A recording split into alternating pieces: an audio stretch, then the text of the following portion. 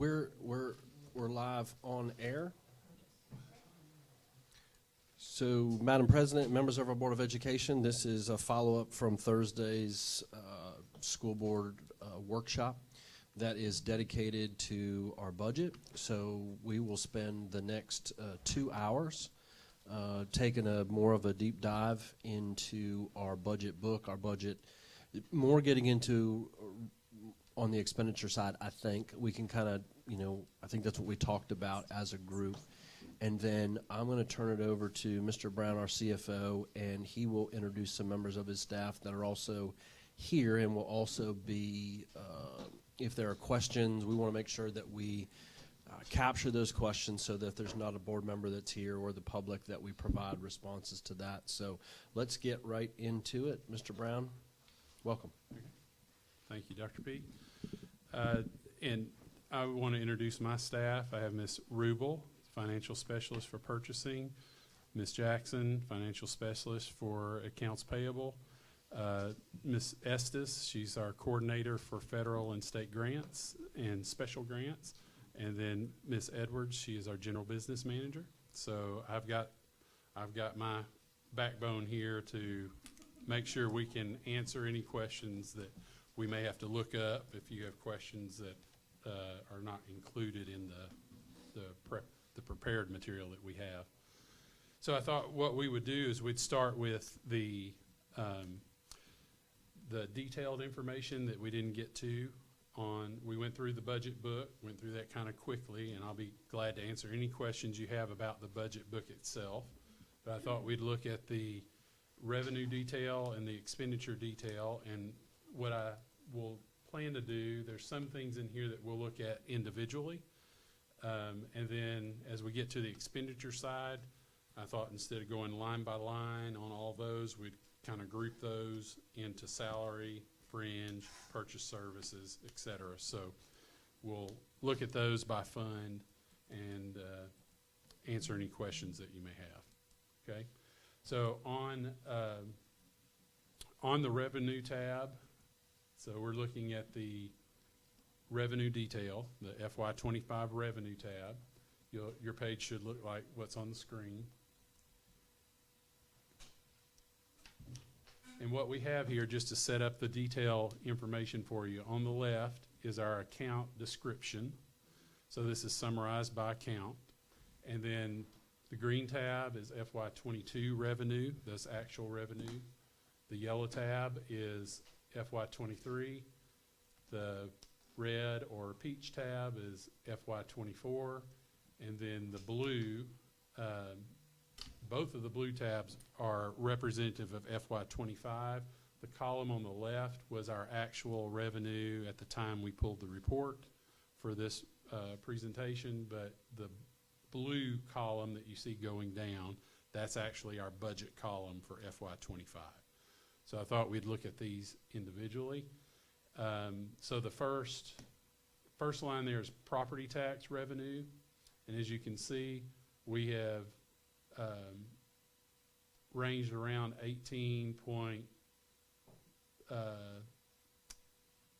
between 18.7 or 18 in 23, but then 18.7 in 22, 18.8. We've got 18.8 budgeted. What we've seen on our state foundation funding is that we actually have seen an increase in our assessment, so that increase in assessment should equate to additional tax revenue, and what we're budgeting there is 18.8 for this year. We also have property taxes, the 40% by 630.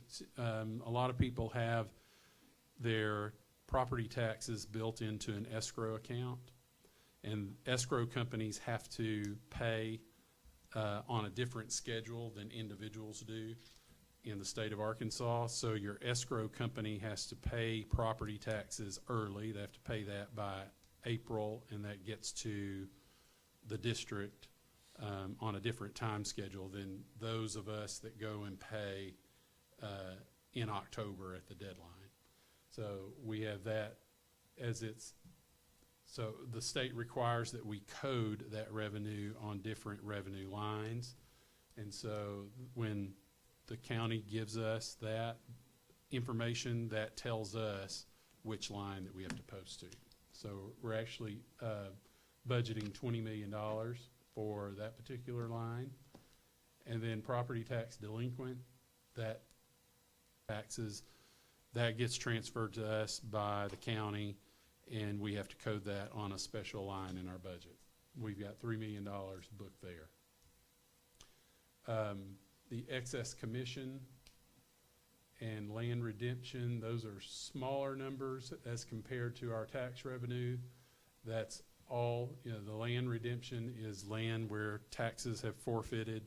The land commissioner actually does a public sale to recoup the taxes. That gets sent to us on a special line that we have to code in our budget. And then, so those four particular lines there make up our tax revenue for fiscal year 25. Yes.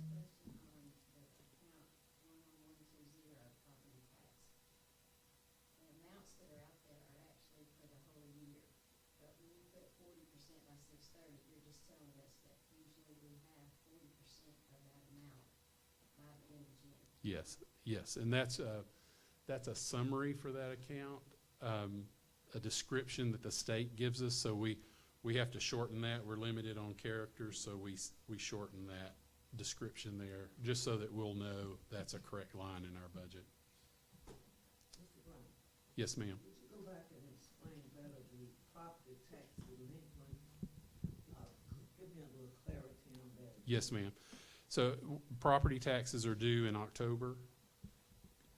We have to pay, you have to go and pay those property taxes in October.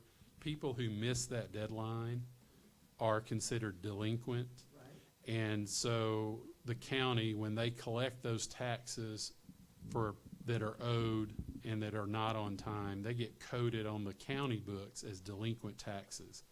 And then when it's transferred to us, it's transferred as delinquent taxes. So the state requires us to separate that from our normal tax revenues so that it's booked, it's recorded on our books as delinquent taxes. So We have to pay it. no, we don't pay it. It's transferred to us. So we get it when the person pays. Let's say a person owed taxes, property taxes in October, and they don't pay it until December. They're delinquent. But when they pay to the county's going to receipt that in, and they're going to receipt it as delinquent property taxes. When they transfer, if they pay it in December, we don't get that money until February, most likely. And then when it comes to us in February, it'll be on the county's revenue line that they're transferring to us as delinquent taxes. So we record it as delinquent tax revenue here. That's just showing it is tax revenue. It is paid by the property owner. It goes in as revenue from delinquent taxes. So it's taxes owed that should have been paid earlier that were not. Thank you. Yes, ma'am. So Okay. if it goes into the next year, let's say it's due in October and they don't pay the taxes till February or March, which year does that count in? So the revenue for us gets recorded, any revenue we receive from the county for taxes as of the month of June gets recorded in the current fiscal year. So we'll record it. Now there are some people that have 1 or 2 years of delinquent taxes, and we'll get that later. But whatever month we get it in between July and June gets recorded in that fiscal year. Okay. I have a question, because at some point, I had in my mind that we were guaranteed like 90-something% of whatever the assessments are. That's correct. And so We I are. kind of thought we just got it all at one time, but this is obvious, we're not getting it all at one time. When do they settle up on our guarantee? They settle up toward the end of the year. Usually, we receive guarantee money, and the way that works is you get guaranteed, you're guaranteed 98% collection rate based on your assessment. The way that works is they may true you up and make you whole, but if at any point in time your collection rate exceeds 98%, we have to pay that money back to the state. So we never get the value of 100% of our property taxes because of the 98% rural guarantee. The state says if you don't collect 98% on your first 25 mills, we'll make you whole. So they do that year after year. And I've not had a year yet where we've collected over 98% and had to return money that I can remember. But let's just say we did have a 98% collection and we collected delinquent taxes from prior year that sent us over, and let's say we had a 99% collection rate on the first 25 mills, we would have to return 1% of that's over to ADE because they've trued us up for several years in the past, and if we go over, we have to return it to, but in a sense, balance back to a 98% rule. And so the 98% rule applies only to the 25 mil M&O millage. That's a minimum on M&O for the state of Arkansas. So we're at 43.8 mils on taxes. So if we don't collect 98% on the additional debt service mills that we have, then that's something we have to compensate for in our budget. It's the first 25 where the 98% is guaranteed. Okay, so how are we on collecting the rest, the debt service? Yes, we've been sufficient in being able to make our debt service payment for that. We've not had a problem with that. I think our collection rate has always been in the 90s. We fluctuate a bit, and I don't have that exact number for us, but it's been sufficient for making our debt service payment, which is the purpose of that millage. So, yes. All right, thank you. Mm-hmm. I want to pause you just for a second, just in case the public does come back and listen to this. The property taxes, that's just not us paying our home property taxes. That includes like businesses, correct? That's correct. So think the mall, Simmons Mall pays property taxes. Correct. And then, is it Simmons Arena or Alto now? What's the name of it? Verizon. That arena down there that keeps changing the names. So they're paying taxes as well. It's not just. That's correct. Just not the people. That's correct. This is businesses as well paying taxes. That's correct. I Is just wanted to- businesses, individuals paying real estate taxes, businesses, people paying property taxes. There's also a utility infrastructure there where that's taxed. That makes up our total taxable base for that. Yes, so it includes real estate, business, personal property, utilities, all of that. I just want to make sure that everyone understands it's not just my home and your home, it's my business, my home, your business, Altel, Simmons, Orion, they all are paying taxes. That's towards correct. this. That's correct. It's taking all of us. That's right. The line that says daycare, that's the income that is generated by our aftercare program. So Crestwood and pre-K, those are revenues that we receive for running a daycare. It's labeled as daycare, but it's aftercare. It's the after-school care that's run at those sites. Interest on investments, we're projecting $2.7 million.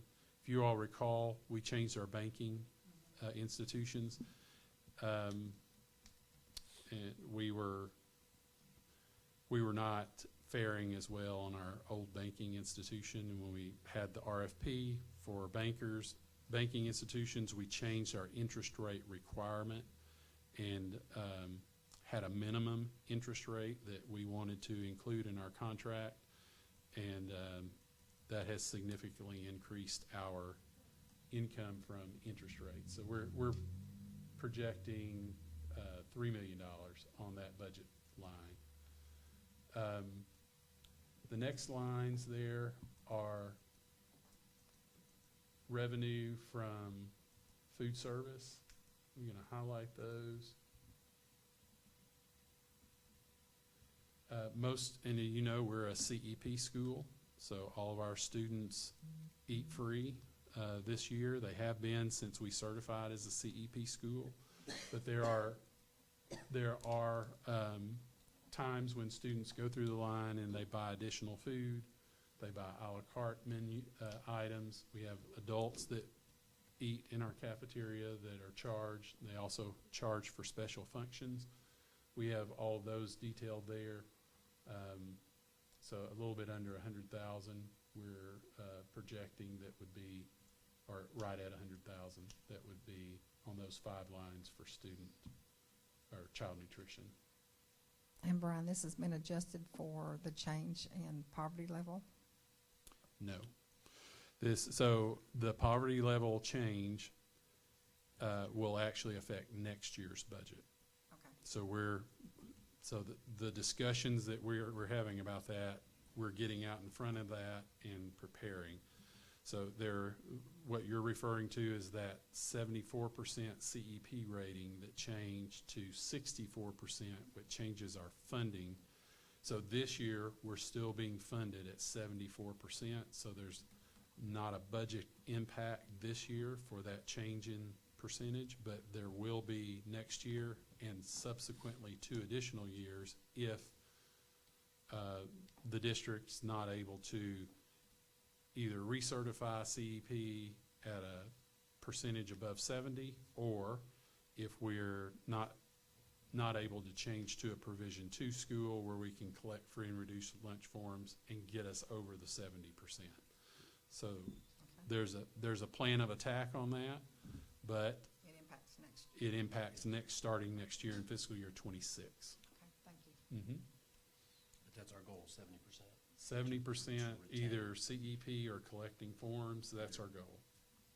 That would retain our current ESA funding level and also help there's a secondary impact on that in which there's actually 4 schools that would not benefit from Title I funding, and that would be North Little Rock High School and North Little Rock Academy, because they're tied together. It'd be North Little Rock COE and Indian Hills Elementary. So those 4 schools, if we're not able to change the trajectory on our free and reduced lunch rate for those particular campuses, it could impact their Title I funding going forward. Title I has some minimum thresholds for Title I, and you have to meet a certain percentage in order to qualify. The high school and academy, COE, and Indian Hills did not meet that threshold this year, so that we get 1 year to grandfather those campuses into Title I to see if we can change the trajectory of that free and reduced lunch.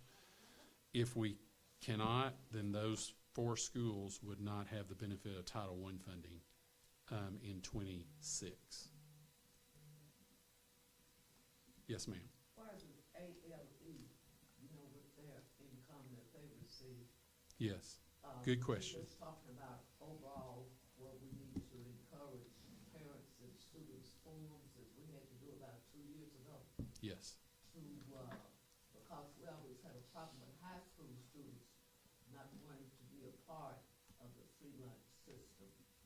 But I guess as a board and administrators, that we're going to have to come up with a way to get these students. It may come back to we have to go to what's called a Provision 2 status in child nutrition. We'll have to evaluate that and see. If we can recertify under CEP, so when we certified last year, a lot of people had dropped off of the DHS SNAP program. They had dropped off because DHS changed the requirements post-COVID. And so what we're hoping is the families have recertified and got back on that SNAP program, and that maybe this year we can recertify under CEP at a percent of 70% or more. If we're able to, we're good on that. We still have a 1-year deficit of $1 million. But if we're able to recertify, it would be a 1-year deficit of $1 million only. If we're not able to recertify, then we'll have to go to the free and reduced lunch provision 2, and we'll have to collect those forms. So there's still a chance we would not have to collect the forms. But if we do, then it becomes very important. And to answer your question about why is the ALE connected, to the high school, it's because the ALE does not have a standalone LEA number. They're a part of the high school by LEA number. So if the high school doesn't qualify for Title I funds, then the ALE does not as well. So it affects 2 schools when the high school's overall poverty level drops below the Title I threshold. And the middle school? Well, the middle school has their own LEA, so I think their They're still numbers. tied back to that home LEA though, right? If they're at ALE in middle school? They are, but the funding follows the Title I and the high school LEA number. So all Title I funding for ALE runs through the high school, since the ALE is officially tied to the high school.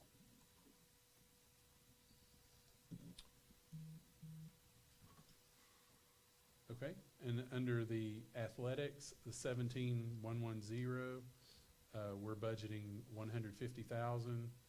That includes gate revenue, and we've adjusted our ticket pricing, so you'll look at the history there. We've been in the 120s, 140 last year. We're budgeting 150 because of that ticket price increase. The district operating has, for the I guess the last 10 years that I've been tracking it, has always supplemented the athletic district operating budget. We try to operate the cost of having those events, football, basketball, soccer. We run all expenses related to those events, the officials, security. We run all that through one particular fund that we track, and then at the end of the year, I look to see, has gate revenue paid?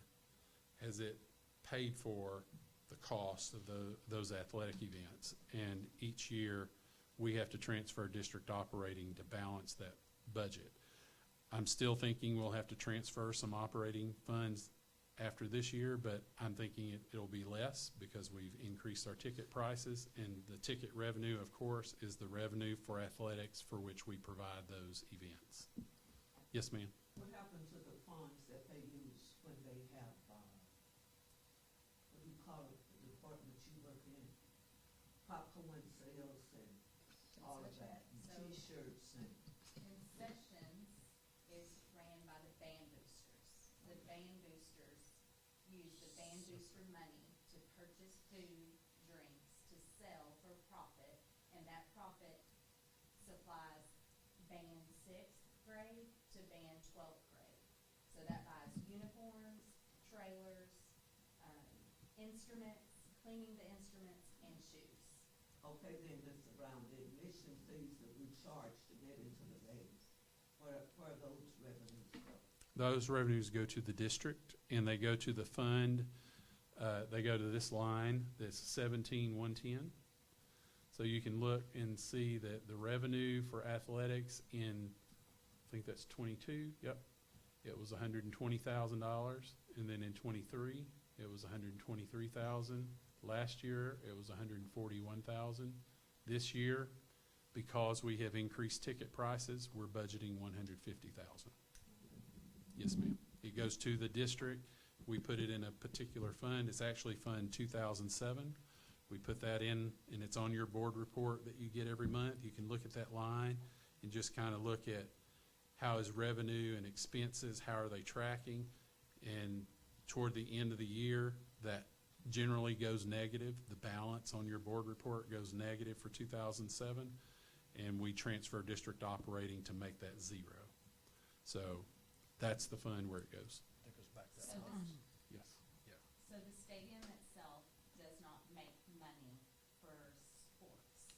So football and soccer, which is held mostly there at this stadium, it's not making a profit. Right. We, the school district, are assisting and helping with that. That's correct. And we filter all costs through there, so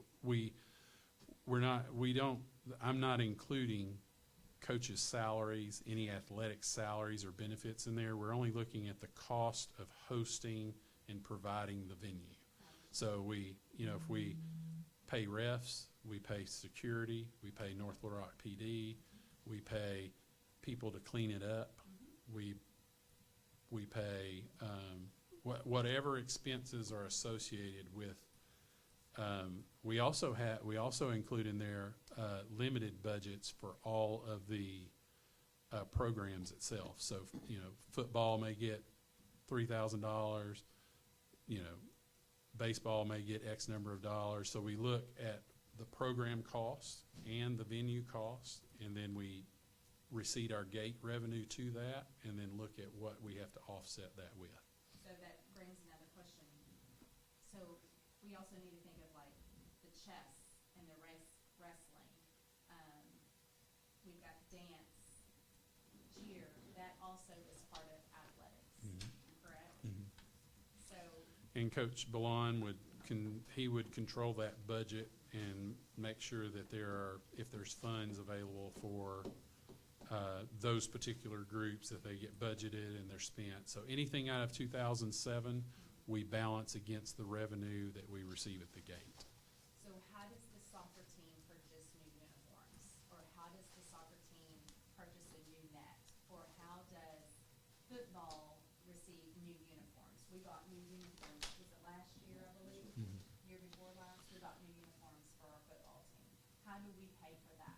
Yeah, so that's a good question. There is a rotating cycle for uniforms, and the athletic director's office makes sure that we adhere to that. So there may be a line item in 2007. There may also be a line item in some of the sponsorship money that we receive from the sponsors that, whether it's ad sales or the stadium sponsorship, game clock sponsorship, all of that money gets put into accounts other than the 2007. And then on a rotating basis, they're purchase new uniforms. Yeah. Because I know we just did the new middle school. That was up for Coach Ballon as well to do the middle school, I believe, boys and girls basketball. And certainly the Wildcat Foundation is also a contributor to athletic equipment or based on needs. So just for clarity, because you said that this shows revenue, but at the end of the year, it's usually in a negative. Yes. So, like, the department can't assume that there'll be 150,000. Right. This is They do start out with a budget of like $150,000 or $160,000, and after we're projecting $150,000 in revenue, but they may have a starting budget of $160. If they spend all $160 of that, and we only get $150 in revenue, it's just we have determined over time it takes more, especially for security. And supervision at the games. So for people working, you have to have officials. So when we look at the minimum requirements, we've increased the budget to allow them to have those expenditures, and then the district offsets that. So, in the past, it's ranged anywhere from, $40,000 to $60,000 that we have to supplement the program in order to balance that budget. Yes. So are those the kind of things we'll talk about when we get to expenditures? Yes, those are. Because right now we're on revenue. Yes, you'll But- see some of those individual lines, like expenses for officials or expenses. It'll be categorized out. It won't be all lumped in athletics, but we'll see those lines in our expenditure budget. Okay. Okay. Can I circle back on the revenue? Yes. That's direct expenses, correct? You're not putting any for utilities or anything like that? It's direct expenses? That's correct. Okay, and that is part of their budget? That's Yes. part of the, okay, all right, Yes. thank you. Yes, athletic controls it. It's Fund 2007, and they, prior to us going cashless, they would collect that money, deposit it in that account. They would also do purchase orders to spend out of that account, whether it's to pay an official, whether it's to pay North Little Rock PD, whether it's to, whatever or if it's buying supplies for one of the groups, all of that would be controlled by athletics. Okay. Yes.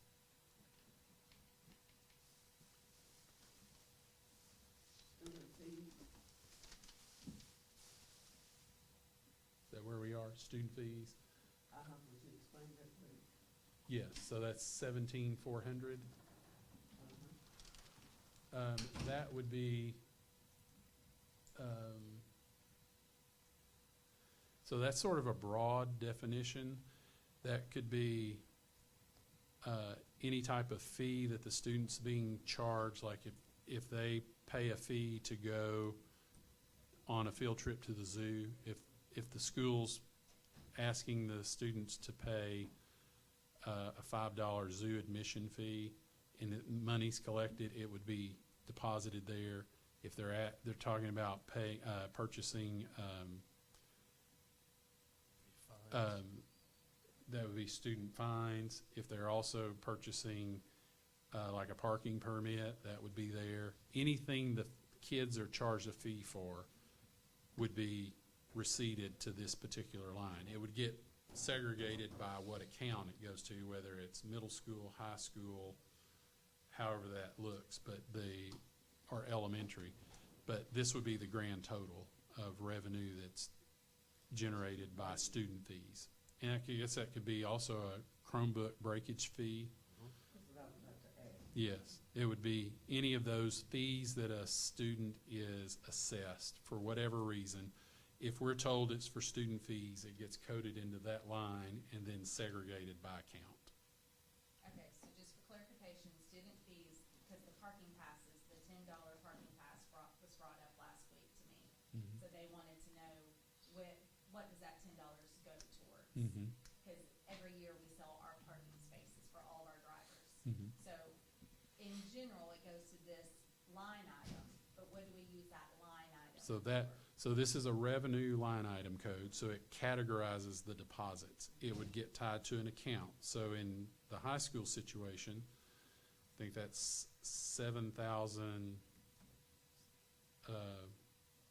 I think it's like 7103. There's a general activity account for the high school that's actually a Fund 7 it would get deposited there, and so the rule for the district is if you generate revenue from students, that has to be spent on students.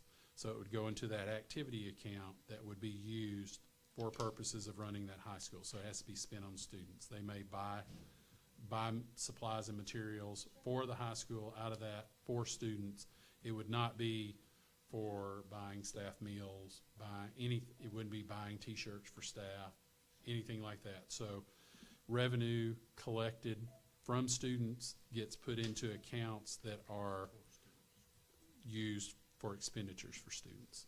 So to follow up with that, I had a parent ask me, so in the event of, say, a junior is paying their $10 fee, and then next year they're a senior, so $20 paid in, does that go also in the same account that the student senior dues go in? No, they're two different accounts. Okay, so effectively, we're not building on the senior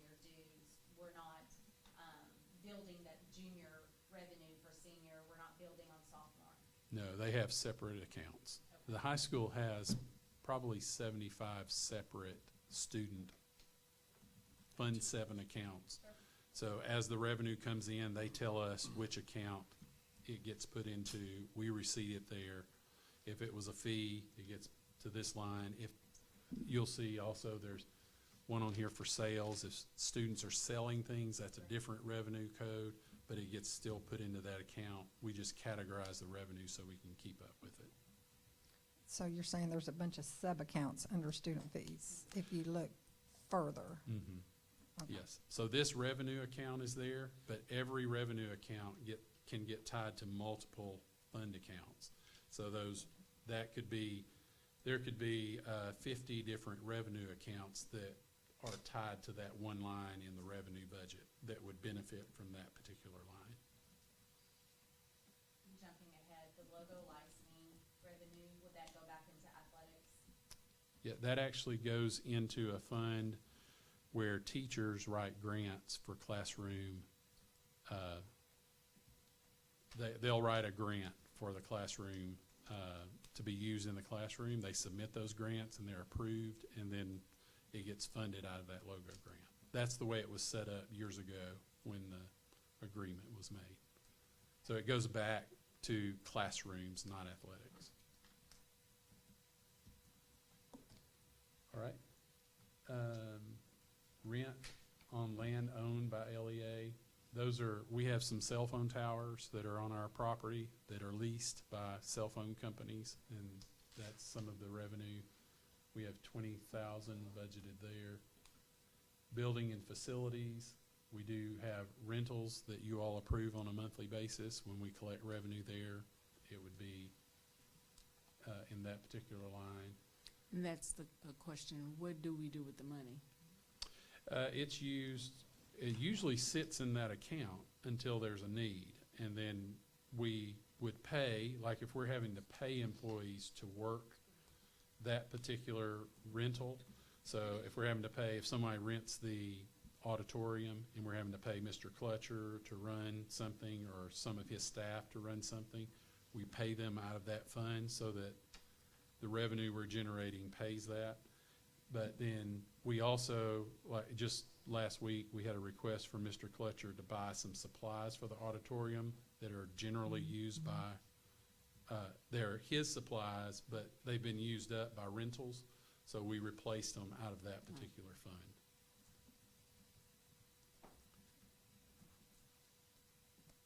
Private contributions, that's a $375,000 line, and that's just a description that the state has given us for things that don't. If it's from a private source and not a state source, and it's funding coming into us, so that could be a grant that's not from a state source, we would put it on the private contribution line. Yes, ma'am. Of these contributions, we have to give so much money every year to private or for local schools. Is this a part of this? No, this would be separate. So this is private contributions just to the district. Those set-aside things that you're talking about, they're more in the federal programs area. And the federal programs area has required set-asides that they have to contribute to private. So we have to provide funds, make funds available for students that live in our area but attend private schools. And so they have to be our student. We make contact with all the private schools, see how many kids, see how many of our North Little Rock kids that live in our district boundaries are there. And then we make those funding available to the school. They have to elect to use it. Sometimes they elect to use it and sometimes they don't. But we have to make it available to them. But that's on the expenditure side. Yes. So correct me if I'm wrong, Mr. Brown, such as an example would be during the tornado where we had private individuals that wanted to contribute to families or students that got displaced. Yep. That's where this would go. Yep. Yes, that's correct. So any of those, but it could be a grant as well, an individual grant that doesn't have a state code. Like a lot of our schools write the garden grants. We get those. That's going to be one of these private contributions because it's not a state level grant, but it is a local grant, and there's not a specific fund for those type of local grants.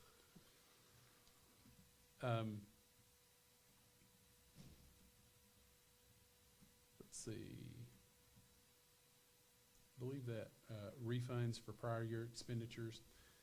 That's just, if we make a purchase and if we make a purchase in a prior year, price changes, we're notified that we have a refund.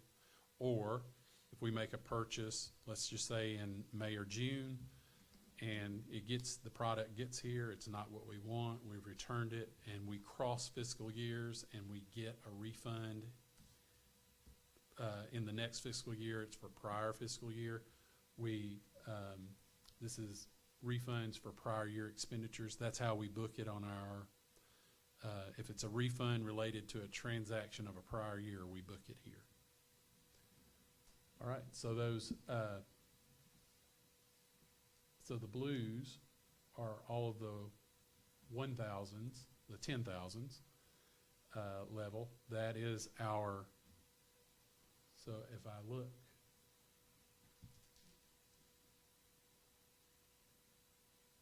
budget book, I'm going to scroll down to the revenue tabs here so we can look at those. Here we are, revenue. So the local sources, those are all 10,000. They start with a 1. So in our revenue, all the ones are the ones coded in blue. Okay, so that's that first group.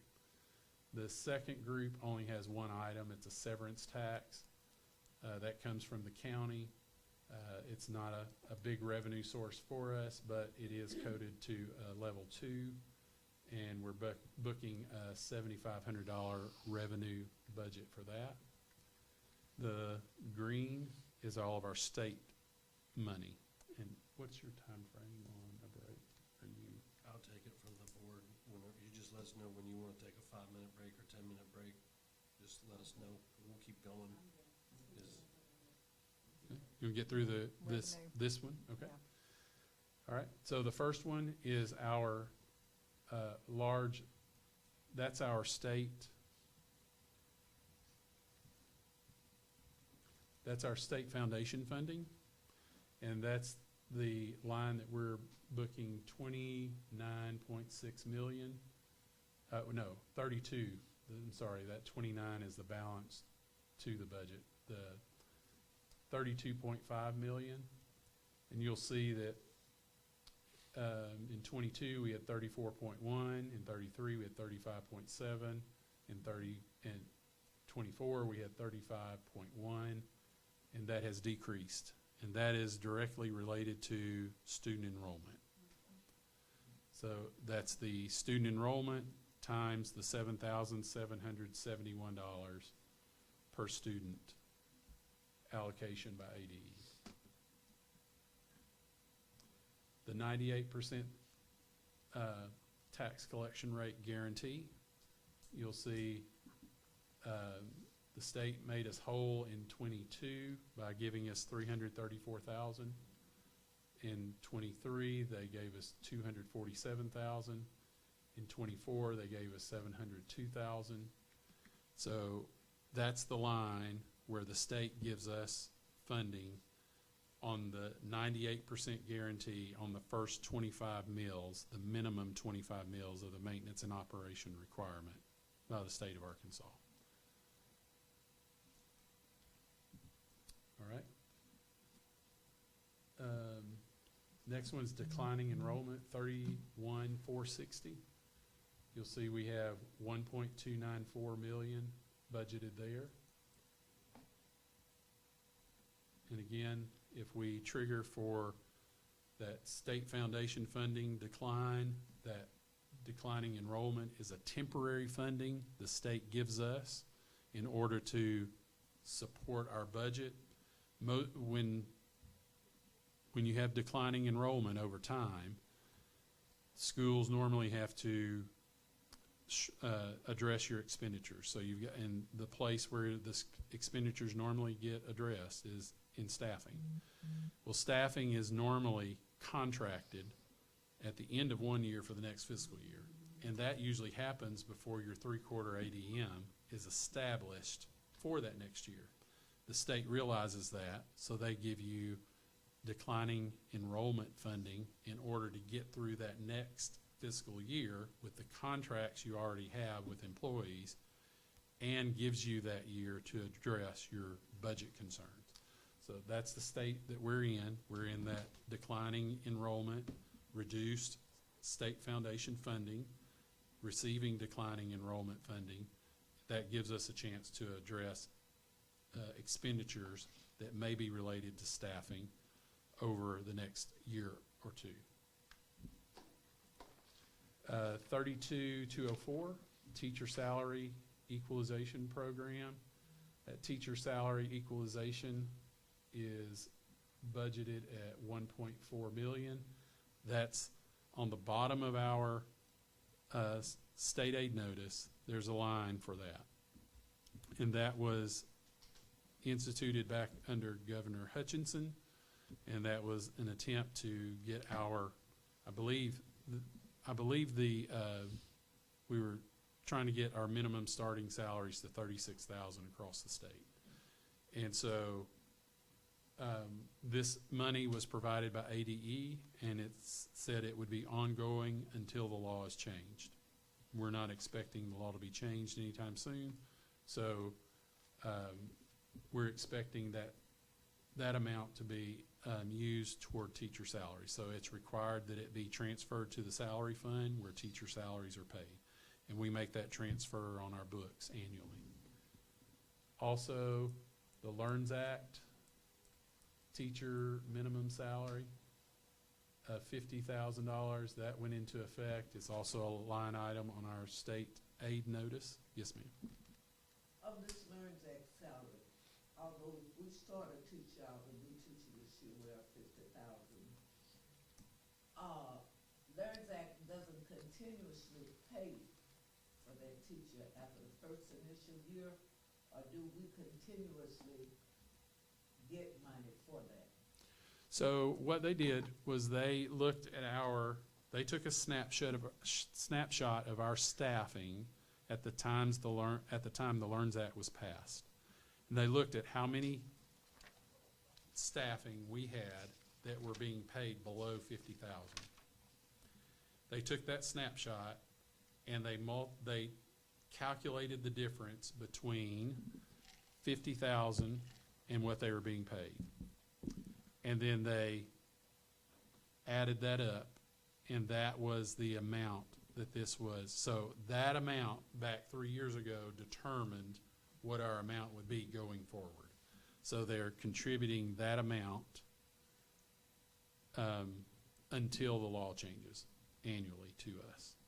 So we have to continuously, it comes out of our funding, Mhm. and we have to pay Yes, our money. yes. We still get the 1.4 million.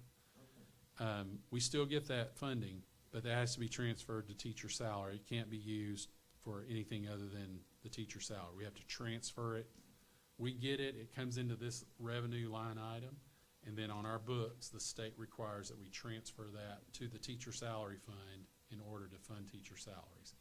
Now, I might add that when they calculated this amount, this 1.4 amount for the district, they only looked at the teachers that were being paid out of your net legal funding. They didn't look at people that were being paid out of ESSER, Title I, Title II, Title III. They didn't, child nutrition, none of those specialty funds that may employ licensed teachers. Now, I shouldn't have said child nutrition, they don't employ licensed teachers. But Title I, Title II, Title III, all of, what's that? ABC does. They're not a federal, they're actually a state fund, but the LEARNS Act was for K-12, so pre-K is excluded. So they did not give us funding for those teachers that were employed out of a different fund. They only gave us people that were being paid out of operating that are licensed teachers. They calculated the difference between 50 and what they were being paid and determined an amount that we would receive. We had to compensate for the other increased salaries out of those funds. So Title I had to pay for the Title I increases, Title II, Title III, all of those 6B that are special ed, all those type of fundings that are federal had to pay for those increased salaries. Well, how is this affecting us as far as giving teachers raises? Because we haven't been able to do that. And tell me, what is the issue as far as our funding? Why we haven't been even presented with a proposal of teachers' salaries, or just explain that Sure. to me, Mr. Brown. Sure. So the teacher raises, there's one of two ways that can happen. It can be funded all out of operating, or the way North Little Rock has traditionally done it is you fund those being paid out of operating, those being paid out of other funds, out of other funds. So what we have experienced is that the new salary requirement that we were just talking about, the LEARNS Act, while it attempted to help, while the state attempts to help the operating budget with this line item contribution, the 1.4 million, That's there is no actually help. 3.3 million, right? Am I looking at the right line, or? Oh, yes. There's two Yes, lines. yes. I've got the wrong one highlighted. It is 3.3 million. So the 1.4 is the teacher salary equalization. The LEARNS Act is the 3.39 million. That's correct. Thank you for that correction. While the state attempts to help our operating budget with the people that were paid out of operating, there is no assistance for the other programs that are tied to those salary schedules. So when we give a raise to the salary schedule, those other funding sources have to be able to afford it. So Title I has to have sufficient funds in Title I to afford the raise. Title II, Title III, 6B, federal, the special ed, federal early childhood, those types of funds, all of the people paid out of those funds are paid off of our teacher salary schedule. So it can't be, we can't just look at the operating budget to see if we can afford it. It has to be a look at those other program budgets as well to see if they can afford it. And the position we're in right now is we're experiencing student decline, which affects operating, and then we're also experiencing the minimum $50,000 teacher salary law that impacts those budgets other than operating. And those two factors alone is what limits us on what we can do for teacher raises.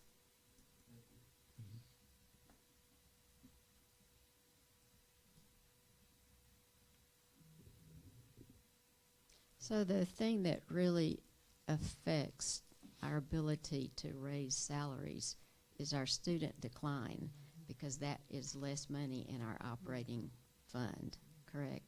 I mean, it's not any different now than it was 10 years ago. We still depend on student enrollment. That's how we get our operational funds. So correct? student enrollment has two implications there. It affects your operating budget because of the state foundation funding, but student enrollment is also tied to these other program fundings. Title I is based on the number of, low-income students within your district. So as we lose students, whether they're not low income or low income, if you lose low income students, they affect your title budget. So, and all of your special ed funding are based on students.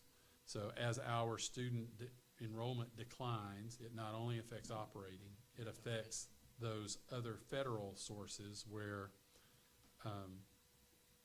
funding is based on student enrollment. Does So it's actually, Affects both it areas. affects both. Yeah, it's multi-pronged. Mr. Brown, Impact one there. other thing, you said Yes. something very important, in that we have teachers in the district that are paid in different grants, ESSA, whatever. That means if we look at that, what kind of funds do you actually get from those, four things that you mentioned?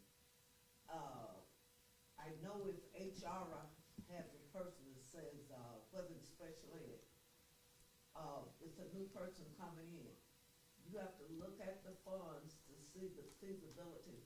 How do you weigh that to determine, if ever, about those four different categories that you previously mentioned? We do that weekly with our position control that we've implemented since Dr. Paluski has arrived. So we look, when we have people leave the district or we have requests for new positions to be established in the district, the first thing we ask is, how is this going to be funded? What funding source would be included there? And then we look at, also when people leave, we look at the funding source and we see, do we have the funds to replace it?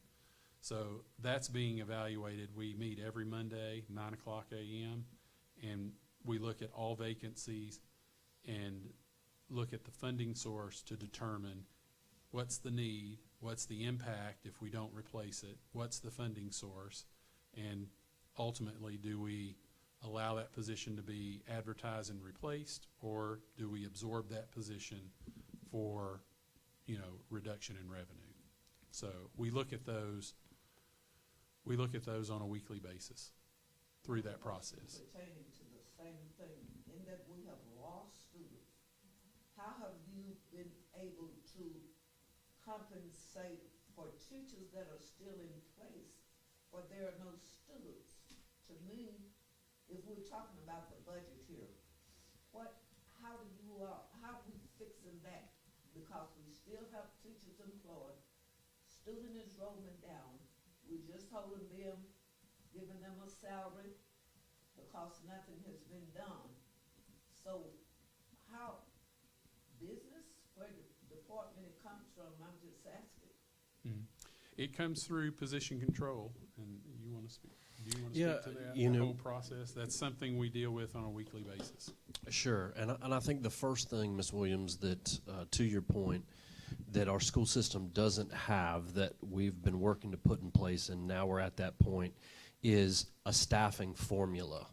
So making sure that either based on the state regulations that requires A for class size to be X, based on enrollment, you get this many school counselors. Based on enrollment, you get this many administrators. Based on X, Y, and Z. That traditionally hasn't existed in the district.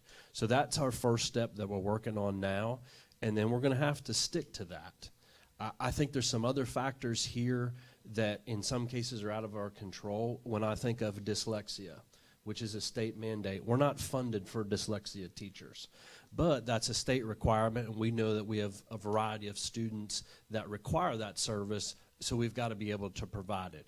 Reading teachers, there's another example. We're not funded for reading teachers. We can use state funding to be able to do that. This year, we've added more reading interventions throughout the district. That's required because of the needs of our students. So it's balancing, number one, with always protecting the classroom. That's always has to be our number one priority.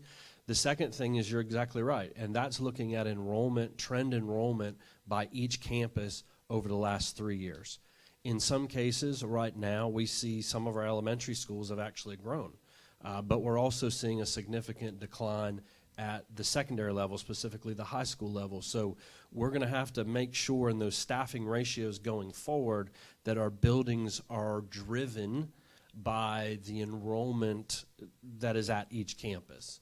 At the same time of looking at, that's what we're working on now, is position justification in every single department within the organization. So whether that's maintenance, whether that's food nutrition, whether that's every position has to be looked at. And I'm confident that there's some cost savings there, but it can't be to the detriment of the classroom always has to be our number one priority. Okay, so therefore, we are able to transfer teachers where there's a low, enrollment. Yes. Help those schools that got 450 students. Sure. And that's what, and as we see that need where maybe this school has a higher, we use elementary school, we've done that in the past. This school is seeing an increase in enrollment and this one's seeing a decrease in enrollment. We can't justify, so we'll keep that staffing, but we'll move the staffing from one building to another in order to have class sizes that are at the minimum requirement. Thank you. Can I commend both of you men sitting up there at the table right now, Dr. Paluski and Mr. Brown, because this is something that needs to be done, and y'all have been working on it, and I know Dr. Paluski has been pushing this since he came, and I know this goes down also to our counselors. I mean, it's going to involve a lot of people to make these changes, but we have to pay attention to that declining enrollment and respond to it. And knowing that y'all are looking at that every Monday is comforting, because we're not going to get to a point where, oh my gosh, we're going to throw our hands up in the air and say, what's happened? So I know that y'all are looking at that, and Yes, I ma'am. appreciate it. We have, and you look historically, in the last 18 years, we've lost 1,600 students. So at that staffing ratio, this district has lost $12.4 million in almost 20 years. That's a significant decline. I have a two-part question. Sure. What is the date that the state uses as far as enrollment to determine funding? Sure. We'll take that, Brian, which will be third quarter ADM. That's correct. So for fiscal year 25, the year we're in, they look at fiscal year 24, three-quarter ADM. So the first 3 quarters of last year, and they look at the membership enrollment for our district. So they'll look at day 1 of quarter 1, day 2 of quarter 1, day 3, so on. Look at day 1 of quarter 2, 3, 4. Then they go to the third quarter, add all those up. So that may end up being 140 days, the first 3 quarters. They'll add up the membership for each day, divide by the number of days in that first 3 quarter. That becomes what they call the three-quarter ADM.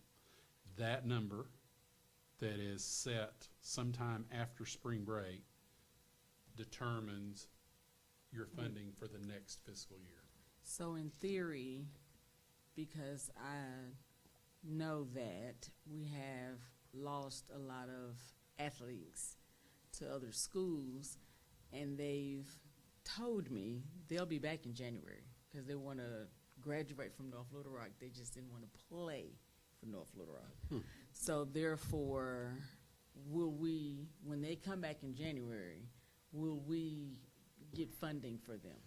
We'll get partial funding. Okay.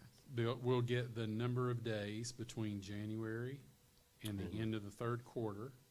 So it'll be a partial funding. It may be, we may get a third of what we would normally get if they had been If they here had to all year stay the long. whole year, okay. Yes. Even though they'll be attending for half a year, we won't get half the funding because 2/3 of that calculation has already happened between the start of school and Christmas. So we would get a third of their $7,771 for coming back and finishing the second half.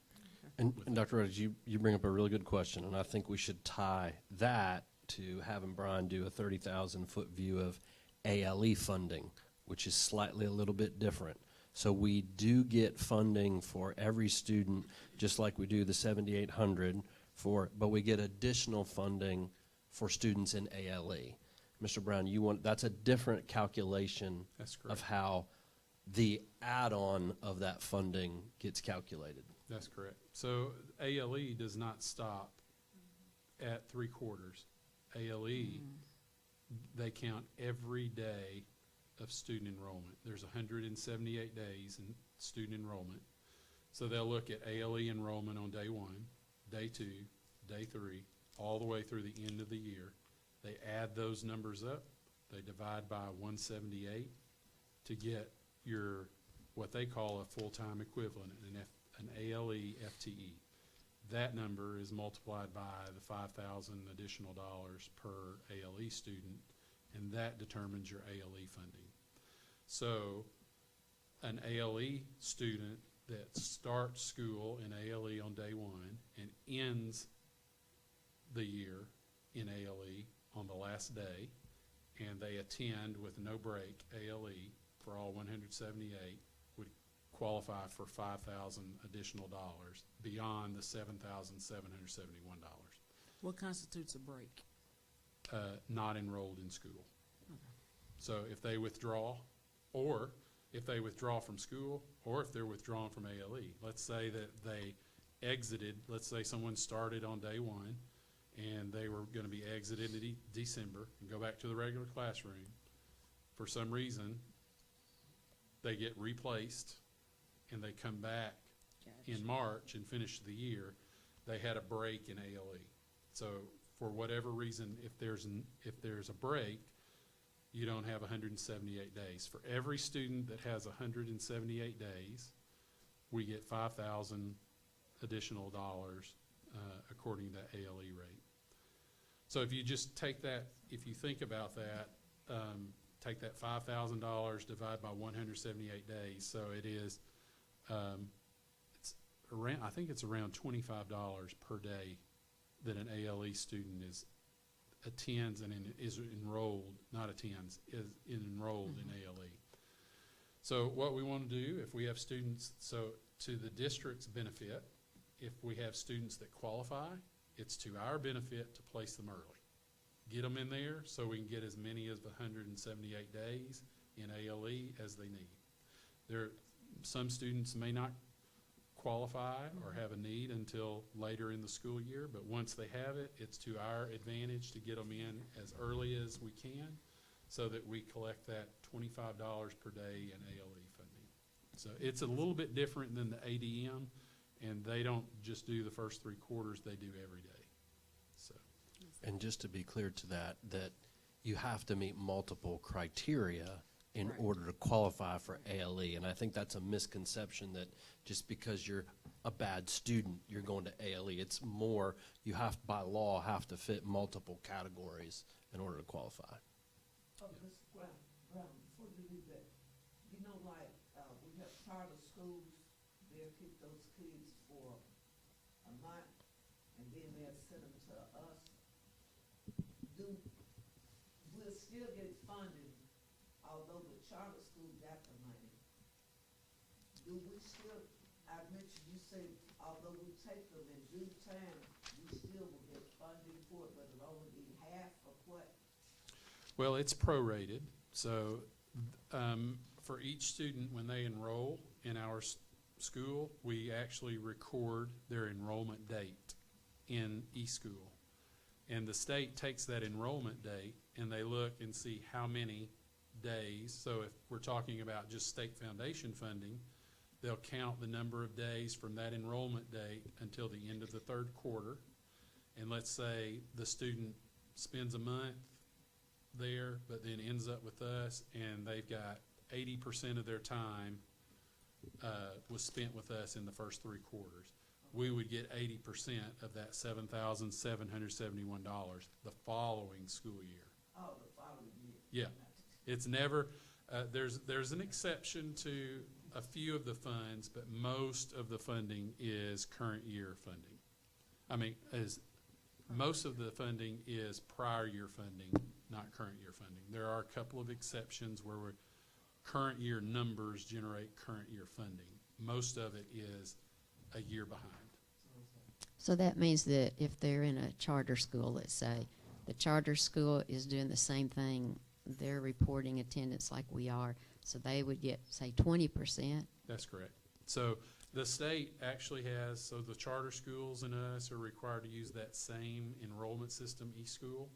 And what they do they'll check the exit date of the charter school, the entry date of the public school, or it doesn't have to be a charter, it could be another public. So they'll check the exit date of the public or charter school, check the entry date of the public or charter school, and if those dates don't match, if the charter's trying to carry them longer, or the public school's trying to back them up and carry them longer, the dates have to match. If they don't match, we get an email. Both school districts get an email and say, this student has an exit date from your school on this date, an entry date from your school on this date. Y'all get together and resolve it so that they don't overlap. So there's a reconciliation process that we get where we have to rectify that. But they would adjust the charter school in that case if they're taking a student that only stays for a month. They would only get a portion of that $7,771. We would get the other portion when they enroll with us, so that at the end, charter school funding, state funding for that one student equals $7,771. There's a reconciliation process for that. Okay. The next couple of lines are pass-through accounts, the 32,214 and the 32,220. The merit pay, that was something instituted by LEARNS, where there was a merit pay system. The state calculates, they collect the data from student assessment and teachers. They calculate the number of teachers in the state that are going to be awarded merit pay, and then they transfer us the money. They transfer the district the money and the list of teachers to pay and how much to pay. So it's essentially just pass-through money. We don't determine who gets it and how much. The state does that, and it passes through us. They give us the list. We have to pay according to their list and amounts. The next line, National Board Certification. Again, that's another pass-through. The state has an additional pay system where they pay teachers for their national board's certification for a period of 10 years. They provide us a list of teachers to pay and the amount to pay and the funds to pay it. They provide that to us. We pass through, we attach it to their payroll, and they get that paid as a part of their normal payroll. I think you all may remember in the years past, ADE used to pay that directly to the teachers and not pass it through us. And the state underwent an IRS audit, and the IRS told them they could not process that through ADE level because there was payroll taxes involved, teacher retirement taxes involved. So the IRS made them direct that fund through the school districts, so payroll taxes and teacher retirement taxes would be attached there. Brian, do they include those taxes in that money? Or Yes. They do, okay. Yes. The very first year we got the money, they didn't, and I called them. And I said, we have matching funds that go along with this. And they said, oh, okay, well, how much is it? Told them 22.65%. So now it's automatic. They came back and gave us a second deposit that first year, and then from then on it's been automatic. So yes, they do.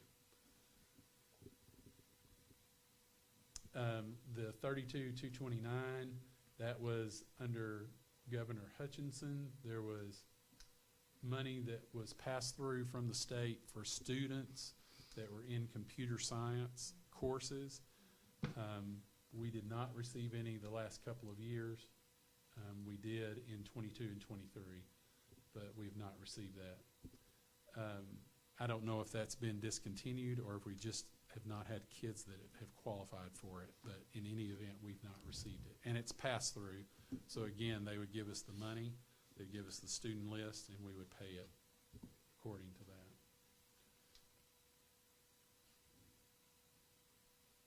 High achievement, the 32,232, that's for the schools.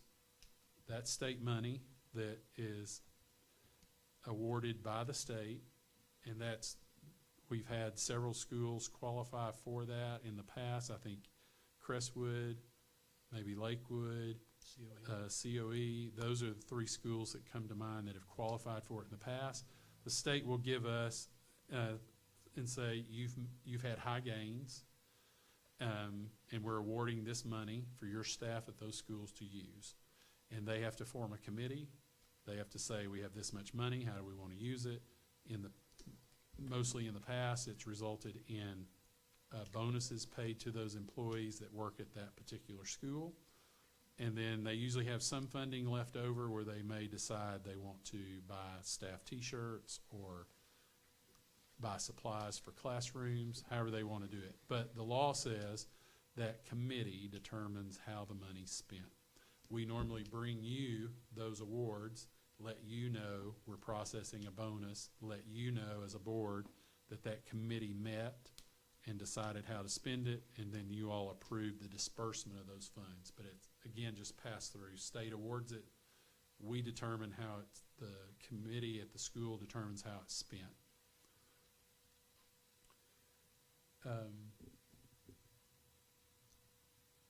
Securities, that 32,253, that's a grant that we have received the last couple of years. Individual teachers have written the grant. I think it's from the Department of Commerce, Arkansas Security Grant. That's a line item in the budget. They have a specific. Then we have 32,256. That's the professional development Question. funding. Yes, ma'am. Okay, we have this money down here in teaching. Last year, nobody was able to go anywhere, because of, but I'm asking this, does the school board, are we a separate entity where we have our own personal professional development budget? So professional development funds in this particular line, Do we fall in that line? no, As teachers? no. That's categorical professional development money. Usually when the board travels, it's out of the district operating budget, and it's under the board budget. This particular line, though, is for professional development categorical. And if you recall, we have 4 categorical accounts. We have ESA, we have PD, we have ELL, and we have ALE. And what we've, the professional development funding, we have cut out-of-state travel in order to preserve the PD funding that could be used to transfer to ESA, ALE, ELL to balance those budgets.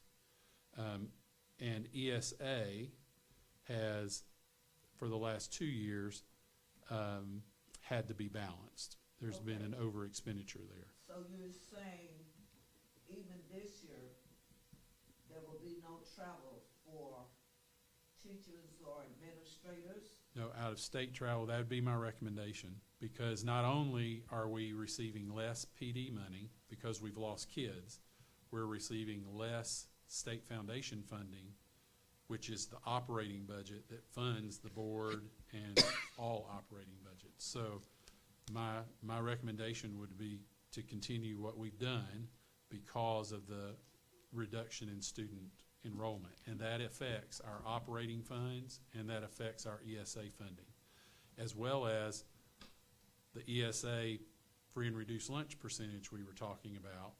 That's where we're going to lose $1 million next year in fiscal year 26 funding. So we'll need every penny we can to help balance that ESA budget, and we need every penny we can to help balance our operating budget as well. Well, how are you, 3 years, it will be 3 years now since we have stopped allowing them to travel or go to meetings. How do you expect our district to stay on top of it, just like the board here? We didn't go anywhere in which we have so many hours that we must have every year. But the bottom line, well, one of our board members was trying to get proficient in a particular thing, but because we could not attend, it's a hindrance. And I'm saying to you, that I wish your administrators, if there's a way, to me, we need to always stay abreast of whatever is going on, whether it's the board or administrators. Because it is imperative that we as board members, we don't know everything. And with the laws changing, we need to be abreast. And the same thing dealing with your administrators or teachers. They need to stay abreast. I hear what you're saying, and I don't know where you're gonna get the funds from, because we keep talking about enrollment. But to me, it's important that they stay abreast of whatever is going on, just as the board has to stay abreast on every law that the state or the national put out. This is a compassion that I have for especially your administrators and your teachers. If they need to go somewhere and learn something, that to me is just as important as them sitting in a classroom teaching. Stay abreast. Know what's going on. Be up to date. That is just a statement, Mr. Brown, and I know about the money situation. Well, even to piggyback on that, Superintendent, then what are the other districts doing? Because I know that the other two districts in Pulaski County did not have that type of situation where they said no out-of-state travel. They were traveling and going to conferences just as normal, and I understand they've had budget cuts and similar fiscal situation that we're in. Sure. So, I think the first thing to look at in professional development is, number one, we've not limited any in-state professional development at all. So in-state travel to professional development, we've asked our administrators. Now a lot of national conferences are going virtual, and the bottom line is we're just trying to do our due diligence and being fiscally responsible to make sure you get the education you need, but can we cut back on travel and expenses? Because I would much rather cut back on travel and expenses and save a teacher. And I think that I can't speak for other school districts. And the bottom line of why I made that recommendation to the board is, yes, is there money in operating for the board to go to out-of-state travel? Sure. But I didn't think it was right if we were telling teachers that nobody could go on out-of-state travel. No, that's not my question. How with other districts? I mean, well, the Superintendent's Association, I mean, have you I'm had any type of dialogue? I'm just justifying the Oh, I understand that. the reason Dr. for Williams, I certainly understand the fiscal part of it. Sure. But I'm just saying, how are the other districts? Have you had any dialogue with them on how they're handling the same? Well, I situation? can't speak to any of their specific funding sources or what they're allowing and not allowing. I mean, the bottom line is we could allow operating expenses. We could. Most of this is what, in a cost-saving measure, has been out of Title I and state funding. So we could, if that's the will of the board, if you want to say, yes, we'll open that back up to out-of-state travel. I think we should be cautious of that, because now we're telling one group of people you can't go, and then we're telling another group of people you can go. And I think if we're united and consistent that, we value professional learning and we'll look for those other opportunities. That's just my personal opinion. What groups are you referring to? One group that can't go and a group that can go? I missed that. So my point is that there's money in the operating budget for out-of-state travel. So like the board could have gone to out-of-state travel. Absolutely. If that's what the board chose to do, there's funds to be able to do that. But when you get into these other buckets of money, Mr. Steele, like state ESA money or Title I, which is what Mr. Brown was referring to, knowing those budgets are shrinking, that's an easy first place to say, hey, we can cut back on out-of-state travel.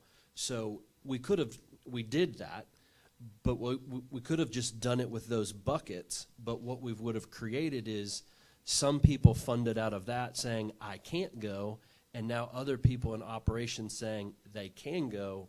Our decision was just to be consistent across the board. Yes, sir. Yes, sir. Yeah, I understand that. Since I have the mic, I missed. Yeah. On up to declining enrollment. Can we go back there, just a quick question.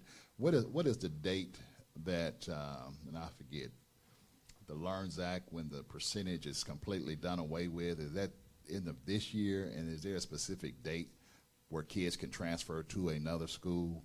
Right now, it's a limited date, I think 2 point something, and that goes away when?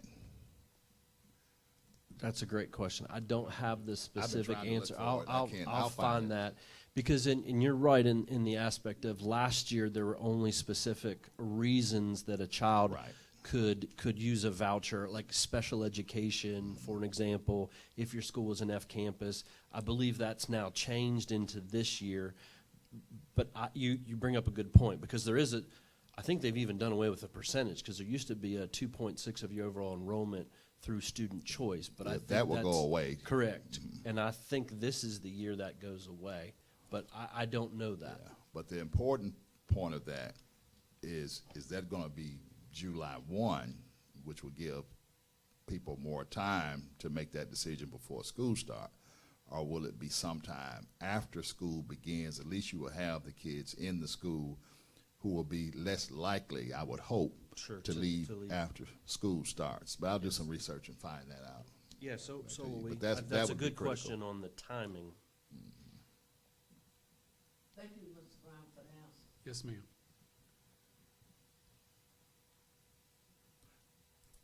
You know, the travel, I would say, I think preference, our priority should be those teachers, administrators that have specific responsibilities educationally and so forth that should be prioritized on the travel. But I just hate to see us go without that, and other districts are getting ahead of us with those specific types of certification and education that they need for their professional development. Sure, and since you brought it up, I'll give you an example. Schools that are in state level of school improvement receive above and beyond funds. Those are called 1003 funds, I believe. 1003? Either school improvement School or improvement. 1003 funds. Correct. And so the state used to allow, if they wanted to travel to outside, just what you're talking about, and the state has now eliminated the ability for them to go out. But what they are allowing is a consultant to come in. And I believe Ms. Estes could probably speak to that at greater detail. That's kind of in her shop. But the state has changed those requirements specifically with our. They're gearing it more towards bringing consultants into the district and working with the teachers like side by side, or the leaders side by side, so working at the school level instead of going out. So they've kind of shifted that in the past 2 years. Well, I just want to circle back and say, as a board, we're a master board level of training, and we have December every year to go get updated on the latest and greatest, and I think it's better for us to set the example. Okay. Where are we with the board? You want to take a 5-minute break? You want to keep going? What? You want to take a 5-minute break? Okay. Okay. Mr. Riddle will take a 5-minute break, and we'll be back.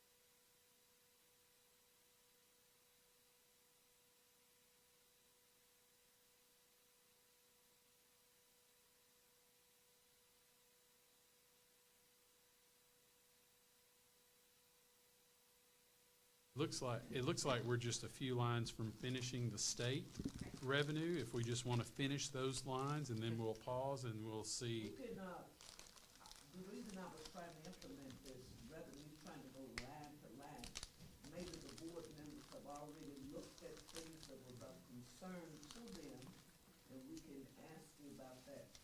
Like Ms. Dr. Redis, Mr. Steele, you should just come on around, and that way the questions can be answered, so we want to go first grade. Right. All right, so I'll just finish the state ones really quick. I'm just gonna group them together and tell you what they are, and then after we get finished with the green section, we'll pause and we'll do the questions. So the ones I have highlighted, it's green, so it's state. Those are special education funds, revenue funds. So they're designated for different categories of services for special ed, and that's the state funding. There's also a group down in the purple where it's federal funding, but those are the lines, and they're itemized on our state foundation funding, or they're a cash account that we can see a trend in revenue and we can budget for those. The next ones that I'll highlight, alternative education, limited English proficiency, NSLA, and ESA. Those are the categorical funding, along with the professional development that we've already covered. Those are all ESA funds. They're on our state aid notice. Those numbers match our state aid notice. New vocational program startup, that's under CTE, Carl Perkins. If we're going to start up a new program of study that qualifies for funding, we would make application, and if we're awarded, it gets put into here. As of right now, we don't have a budget for that line item, but I understand we're writing an application, so that may be something we add to the budget once they get the grant application finished. ABC, you'll see that's a major budget line item. That line funds ABC, the entire ABC program for the district. And Mr. Steele, since you're returning to the legislature, I would really like to have a conversation with you and see if we can't get a friend involved in this particular aspect. What we have is our pre-K teachers are valued just as much as our K through 12. Let's think about that. And the LEARNS Act required that minimum $50,000 payment. And our pre-K are on our licensed salary schedule. But pre-K program has not increased the funding for pre-K, and they're having trouble. The last 2 years, they've had trouble with their budget, and they have some ESSER funds that don't expire that's available to them for sustainability purposes. And they've got about 2 years left on that money that can prop up their budget. Then after that, there's got to be a discussion. How do we balance that budget for pre-K? And I was hoping that there might be a legislative way of increasing ABC funding, especially now. Some schools do not pay their pre-K teachers on their licensed salary schedule. So a pre-K teacher in all schools does not make what a licensed teacher makes. We do in North Little Rock. And I was hoping that there might be a way for us to have that conversation and see if we could get some legislation that would support schools that do pay their pre-K teachers on the licensed schedule, because the LEARNS Act impacts our program in that way. So even if we were able to get some increased funding because we pay our pre-K on the licensed teachers schedule, that would be, if we could get some additional funding for ABC programs, it seems like it would be worthy of a conversation. And I'm an advocate for our pre-K program, so maybe going forward, I'd be willing to have that discussion with you if you're open to that. Absolutely. Yes. I agree. And then the last few lines here are they are specific state grant lines. So the last two, the state school safety grants, what we were just talking about, that's separate money. You make application for it. It comes into your budget. If you're awarded that grant, if you're funded, it would be included in that line. You can see in 23, we got 137,000, 24, 255,000. You'll see the negative 117. That just means we had some things that were ordered last year that came in this year. We'll get the revenue this year because it's a reimbursement grant, but since it was for last year purchases, we're going to accrue that back. So once we get the money, that will zero out and the accrual comes back to this year's books. And then the last ones are specific, they're specific state grants. The last one is the one that is of interest to us. We have partnership funding there. You'll see that negative 508,000. We just finished the HVAC program that we received partial funding from the state partnership, and we received approval to use ESSER funding for that. So the HVAC for the arena. Okay. HVAC project for the arena. So it was paid out of two funding sources. One, state partnership facility funding, and ESSER funding. Those are the two pots of money that paid for that. And we've paid the bill. It's pending reimbursement from the state. We're actually, we'll probably submit that in the next week. When we get that funding, it was for last year purpose, so it gets accrued back. That's why it's in red there. So all of the ones that are in red, it doesn't mean we're in a hole. It means that we're waiting on money. Yes, all the ones in the red are related to an accrual. So we're going to get revenue this year, but it's not this year's revenue. It was for last year's expenditures. So we're going to accrue that revenue back to last year's books where the expenditure sits. So what an accrual does is puts a negative on your book this year, and when you get the actual revenue this year, you're going to go zero. So it won't show as a revenue this year, but the revenue is accrued back to last year's books where the expense sits. Okay, so that takes care of the state revenue lines. So what we'll do at this point is we'll just pause, and I'll see if you have questions. Instead of going line by line through the federal, I'll answer any questions that you have regarding revenue. And then we can swap over to the expenses, just look at the big picture expense and answer questions you have there that may be generated. Or would you rather just do both on the expenditure side and ask questions, or we'll do whatever you want to do? I want to clear up a few titles, if you will, just for the public who's paying attention. We use a lot of acronyms that just so anyone and everyone can see and know. So Jennifer, I'm going to kind of talk to you directly for a hot minute. ALE is the alternative learning environment, correct? Yes. So that is a separate form of revenue that we are bringing in for students that are at ALE. Correct, yes. ESA. That's enhanced student achievement. Okay, so that is going to be like our GT programs? Well, we pay several things out of ESA. We pay GT. We pay dyslexia from there. The nurses, I think, are paid from there. So we can use that for different. It's what used to be referred to as NSLA. Yes. It was, the old name was NSLA, the newer name was NSL, the newest name is ESA. Good job. So it changes. Yeah, good job on But that. Yeah, good luck on that, getting us all these. Well, I've had a few questions come through, and they're asking what the acronyms are. So that's on, yeah, not to interrupt, but that specifically is on page 10 of the budget book where Mr. Brown has identified. So what you're referring to, ESA funding is state money distributed to school districts based on a concentration of poverty in their student populations. The funding is intended to provide schools with more resources to address the additional education challenges commonly faced by students in poverty.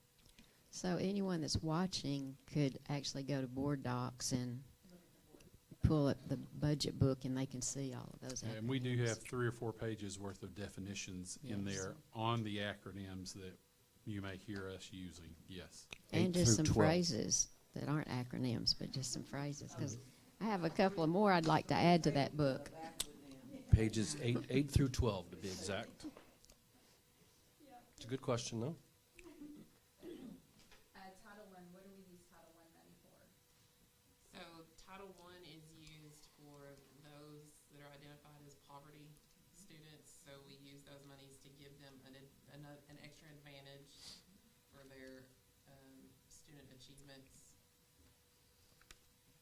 And Title II. Title II is tied to recruitment and retention for teachers and professional development. So we use that for some PD. We use it for, there's some salaries that are paid there.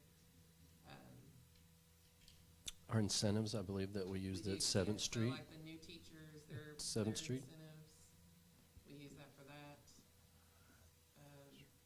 The recruitment, if like the job fairs, we can use those funds for that. Our Aspiring Leaders Program, if I believe we use some of that money. Yes.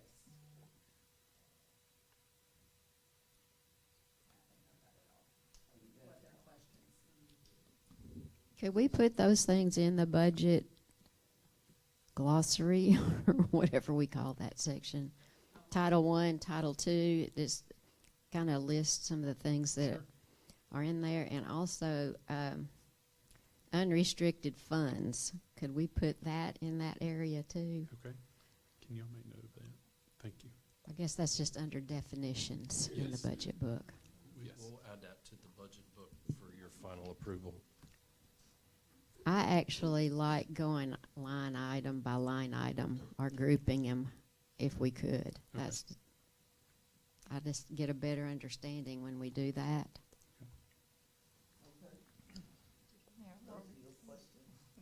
Well, I have a couple other questions, but I would also like to offer, if the majority of the board wants to just go the question route, and then if any of you'd like an individualized line by line, I'd be willing to do that as well. I have So, one question. I read the whole thing, so I don't have a problem with it. okay. I just wrote my notes last night, Yes, ma'am. okay? What I wanna, first I wanna give you a compliment. You explained declining enrollment of students. You told me about the LARIS Act very well. You told me about the travel fund staff. And then you explained to us the funding of ALE and also the funds of special ed and the free lunch reduction.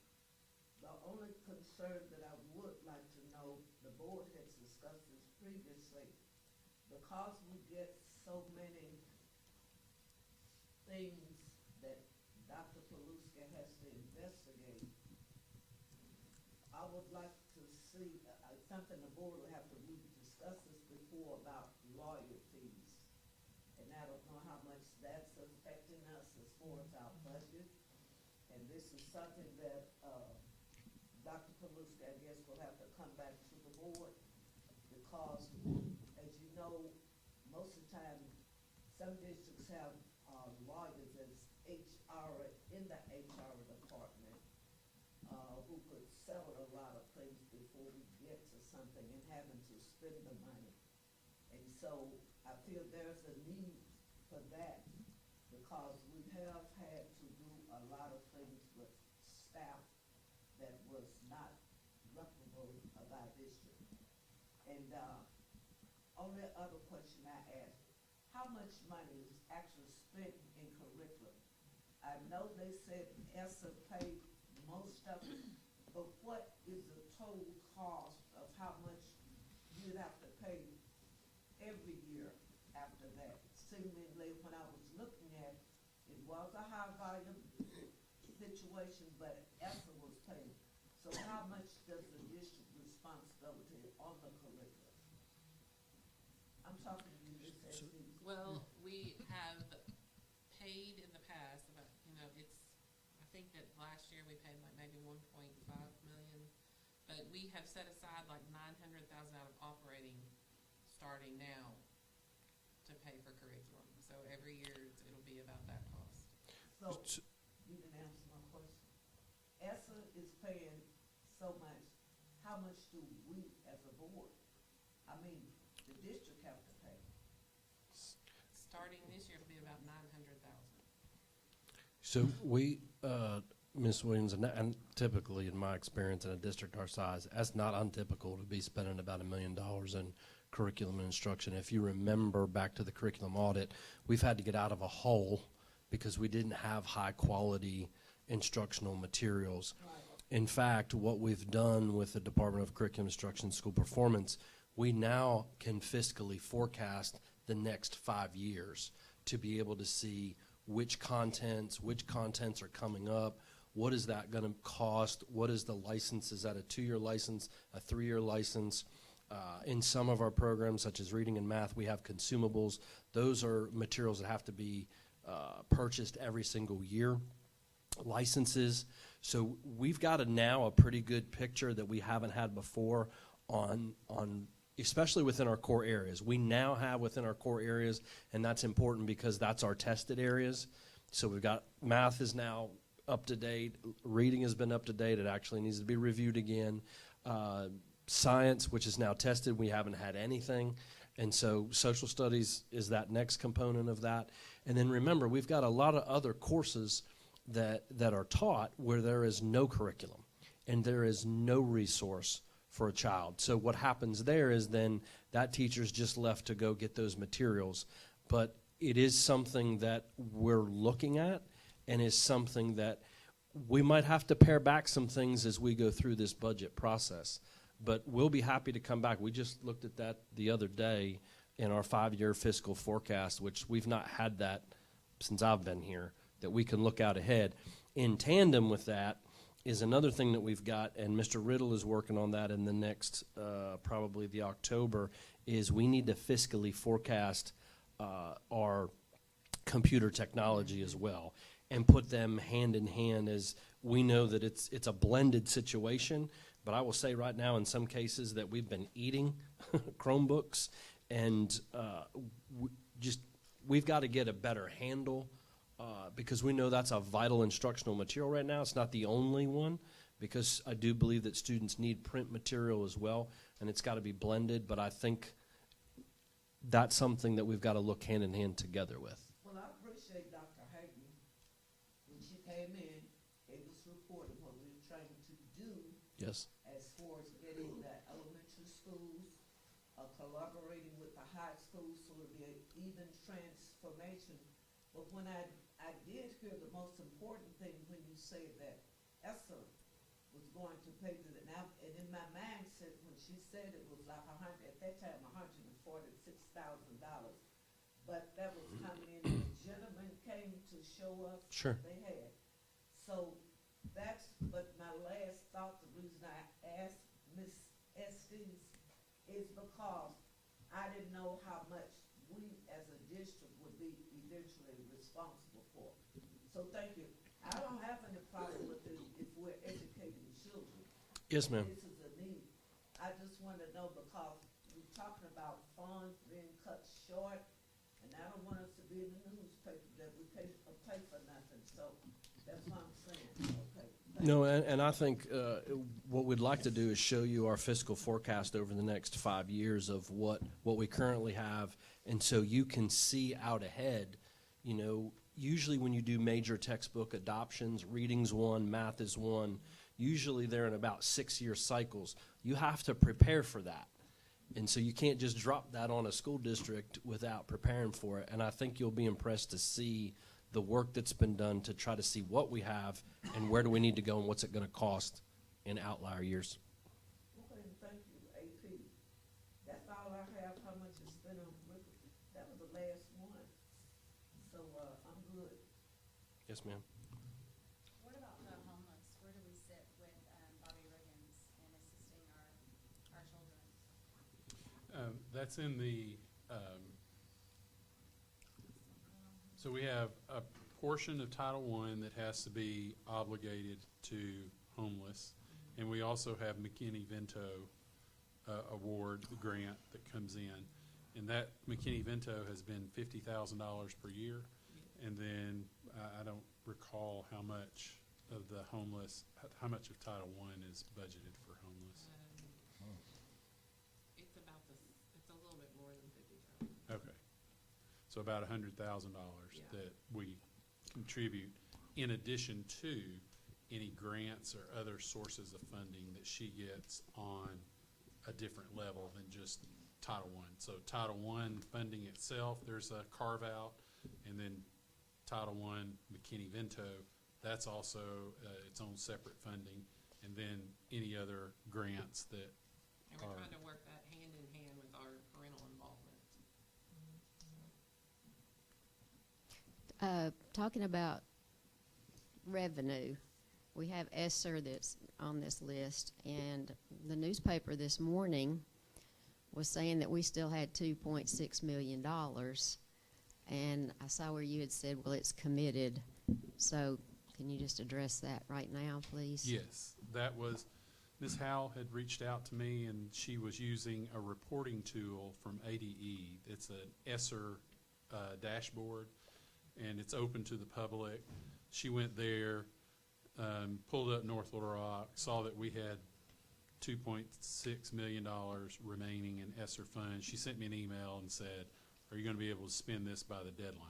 And I replied back to her, yes. We have it obligated. We have it. You know, some of that was, I mentioned just a moment ago, the HVAC system, the payment for that project just finished. So we're actually making the payment. That's why you saw the state partnership, $508,000 In the red. in the red, because that reimbursement is coming. ESSER is also a reimbursement, so once we pay the bills, that will transfer back to us, and that will hit against Zero. that. I heard the 2.6 million was as of August, and I told her we had just recently booked $1 million in expenses on the HVAC system, and there was something else we had also recently booked. Oh, there were some curriculum approvals that we'd received from ADE. Chromebooks. Um, I don't know if I don't think we had Chromebooks in there, but, and then we had payroll, obligated payroll between now and the end of December. So I replied to her and told her it won't be a problem with us spending that. It just seems like a lot of money to get obligated, but we had things in the works that were hitting the books this month that will take care of that. Right. Thank you very much. Yes, ma'am. Now, everybody that's listening can know that, because I'm sure a lot of people saw that in the paper this morning and are wondering about that. Yes, we will not be returning any ESSER funds. We have a plan for all of it. My question is on expenditures, and we hadn't got there yet, so whenever Okay. we're ready for expenditures. Okay. Mr. Sheriff, you have anything? Well, what point are we at? Are we going to continue to Revenue. go through just on revenues? Just a general question. When we see revenues are declining, this is to both of you, what's the process that that we go through, especially as it relates to enrollment declines? Should they be kind of hand in hand, or is that what you look at, or Is your question about possible hiring freeze, or? Sure. You know, we're looking at a variety of things. Number one, if you remember in the spring, one of our first steps that we took is that we knew that ESSER was going away. We knew that we reorganized and created the curriculum coordinators that were paid out of ESSER. And although that reorganization was late, we did push pause on that. And we did eliminate the stipends, but we had to take that $1.5 million and move that over into operating. That $1.5 million was dedicated towards teacher raises. So we have made some attempts to try to correct this. That's number one. The second thing is not only the position control, but what we're doing now on executive leadership team is similar to when we do crosswalk documents and any kind of reorganization. Each department is doing that right now. That's our first step, is really looking at by department and looking at the position and looking at what is the impact if that position is not there. Then the second thing we're going to start looking at is taking a deep dive at every single school, and that should be driven by the enrollment of that school. And so once we dig into all that and then come back to the board with here's where we think we are, here's where we think the plan is going forward in order to correct, the nearly $5 million that we've seen and from multiple factors. So we'll keep you updated at every single point of the way and making sure that you're in lockstep with us and approve of, the measures that we have to take. Thank you. Sure. One more question. Dr. Paluski, would you give us another opportunity to hear? We need to restructure, reorganize is the word that you call this phase 4. How much we could be saved, and then when we save it, how would that money be used? Because you're coming back this fall, last April you stopped, but it was need a sense of reorganization. That's what I was thinking, that savings, that's what I'm saying. Yes, that whole step that we were taking around the MCLs and the parent engagement specialist and all that, because we knew that the curriculum coordinators that I've advocated for since my arrival is some of the reason we've gotten into the situation is a lack of systemic coordination of curriculum content areas. And so as that's gotten in place, then what we're going to have to look at is how do we make room in funding sources that we have to be able to pay for those positions. And that was the first step that we took. And remember that the board did support. We eliminated the stipend. That was a good first step in the right direction of a cost-saving measure that we've done. But I suspect, and I promised the board that reorganization of the MCLs, that will come back in the fall. And there might be more that comes back in the fall, because we want to be able to provide any employee that might be impacted that no later than January, so you have enough time. And that was the issue we ran into in April, and I still believe that was the right decision to make, is that it wasn't fair to employees to give them a month. They need as much time as possible. We owe them that, and that's my promise to our board and our employees. If we ever have to be in that situation, you will be well informed ahead of time. Before we go on to expenses, just real quick, we've already talked about ESSER going away, but that ARP ESSER, that was all like one-time expenses that we used that money on, correct? Well, we've used it for salaries as well. There's some additional positions that have been added that are under there, but for the most part, it is all one-time expenditures. Chromebook purchases, curriculum purchases, security purchases, supplies for cleaning building purchases. Okay, so we have 1.5 for the school year and it's gone. So that is the, where are you looking at? 45995 on the revenue.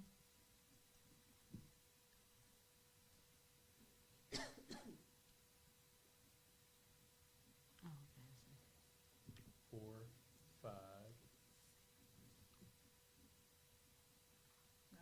The very last one in the federal. Oh, The last of the purple. Next page, I think. Okay, keep going. that's why I couldn't Right find there. 4, 5, 9, 9, 5. I wasn't there yet. 995. It's the very last. So are you referring to this 1.8?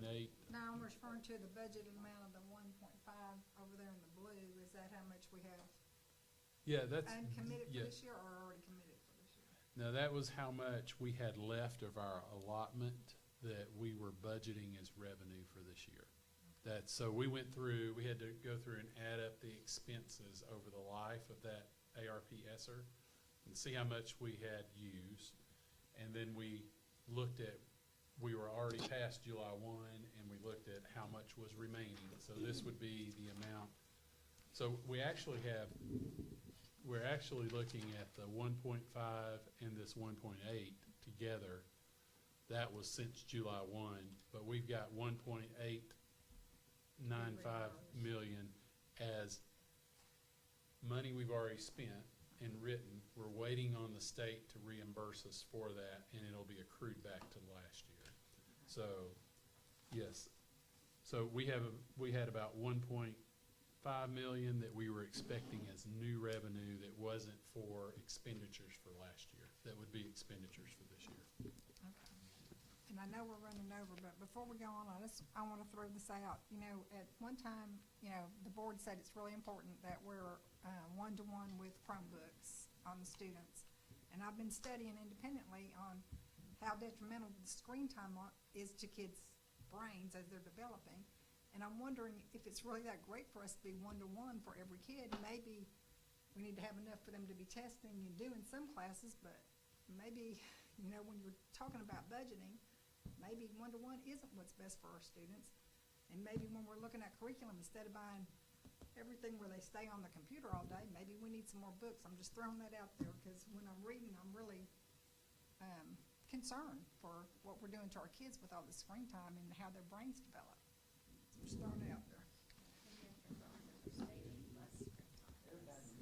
They do, and the research, and the only reason I know this is when I left prior state coming here, that was very big, where we had to look at, and I think the U.S. Pediatrics, it's 2.5 hours of consecutive screen time a day, and then looking at what on the student side, how much of that, almost auditing what that looks like, because we know it's not only in school, but it's on their individual devices as well. All of it counts. Sure. So I'm just throwing that out there to think about when we're looking at Sure. budgets. Okay. Hey, Right. Mr. Brown, question, sir. Yes, ma'am. When some people run out of their money, do you rob Peter to pay Paul? Well, it depends on, I mean, if they run out of money in a special grant, they just run out of money. Okay, but I do know your attitude, and you've always expressed that if it's pertaining to students, we deal with that. Mhm. So I can Yes. understand that. So they know if they run out of money, I mean, their call needs to be to us, and we look to see, we may have some grant money that's sitting there that needs to be used, or we may have another source of funding besides their operating budget or a specific grant. So we help them navigate that. So, you know, the call should be to our office and say, there's a need. We can help research and determine if we have a surplus of funds available in one source where it didn't exist in another. We help them navigate that. Is federal money kept separately from our daily operation expense? Yes, ma'am. So everything in federal has a fund that begins with number 6 or number 8. So on our books, we have funds that start with the number 6 in group number 6, and we have funds that start with number 8. That's usually child nutrition. So those two groups of funding are federal, and they're tracked and booked separately from our state funding, which is funds 1, 2, and 4. So 1, 2, and 4, net legal, that's state funding. 6 and 8, federal. And then number 7 is all the fundraising stuff. We keep all that separate as well. What does Miss Estes, for instance, she's a federal program person. Please speak to the Mama- mic. I'm sorry, I apologize. No. Go ahead.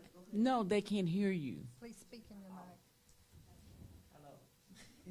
Oh, it's not Miss on? Estes, say for instance, what I'm trying to get a clarity on this is, like somebody in ESSA getting paid, and they want somebody else in the ESSA to getting paid. Do they come to you, you know, does HR come to you for the budget? Or do they have, who's the person that's over that looks at the account to see if they can be hired?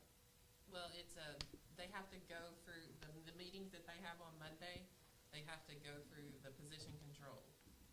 So that determines if there is funding, so they'll have to funding, and then if, you know, they'll ask me if they have the funding. The principals, we have budget meetings, they'll look at their budget, so if they're looking at funding somebody to see if there's even room to pay somebody out of that, but then they'll have to go through position control. 7, so it's 3 phases.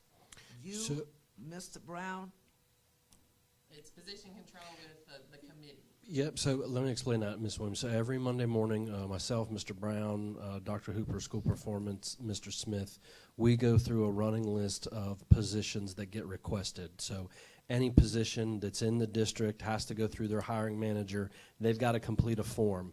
That is, and they got to tell us, is this a resignation? Is this a reorganization of a position? They have to justify the position.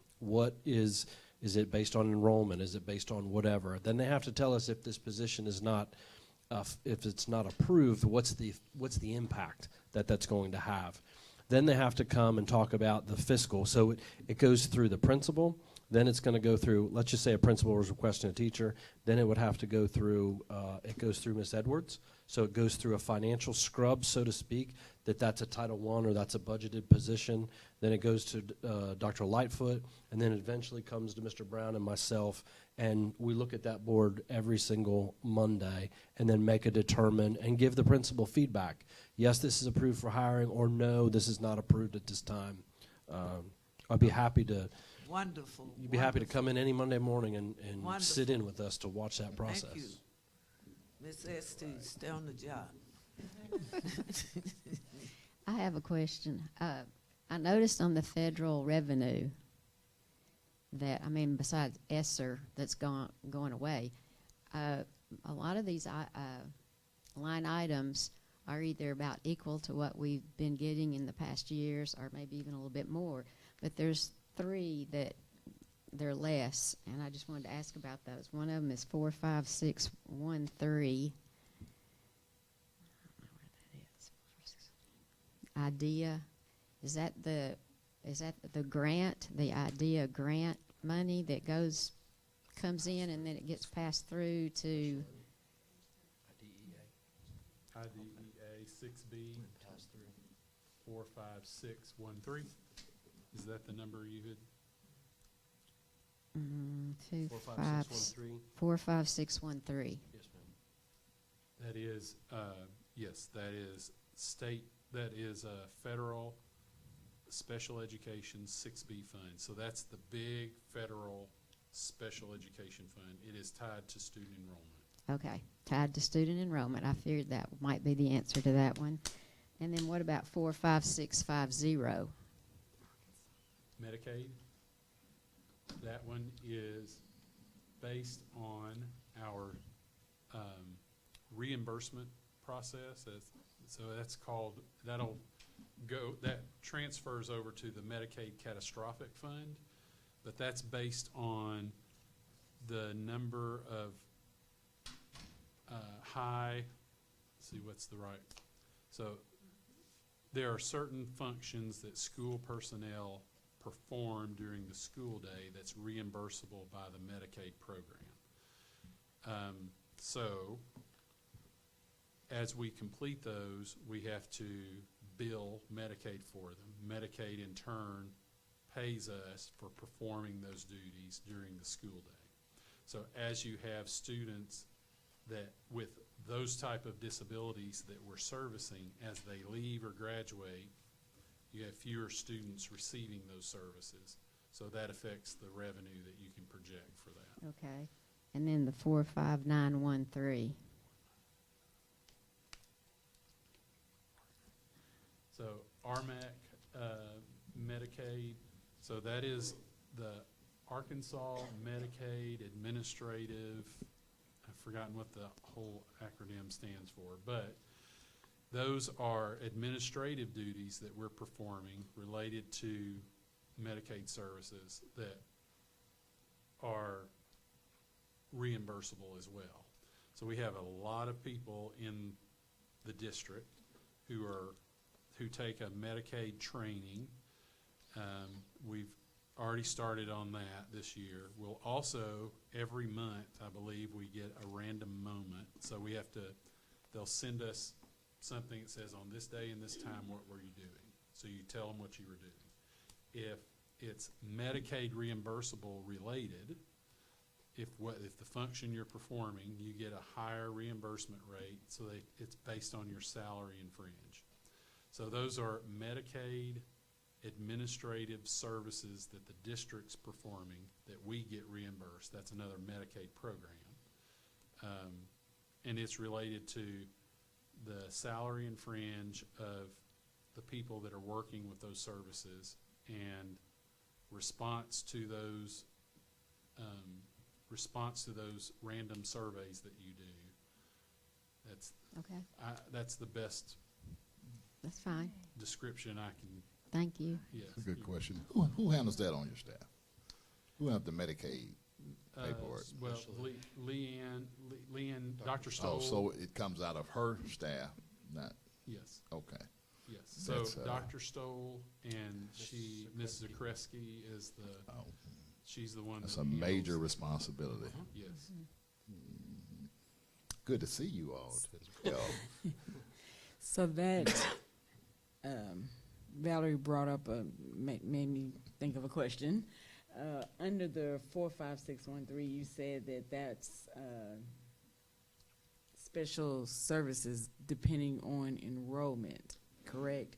Enrollment, overall enrollment, or special services enrollment? Special services enrollment. Okay. Yes, ma'am. So that means that when we receive students, now that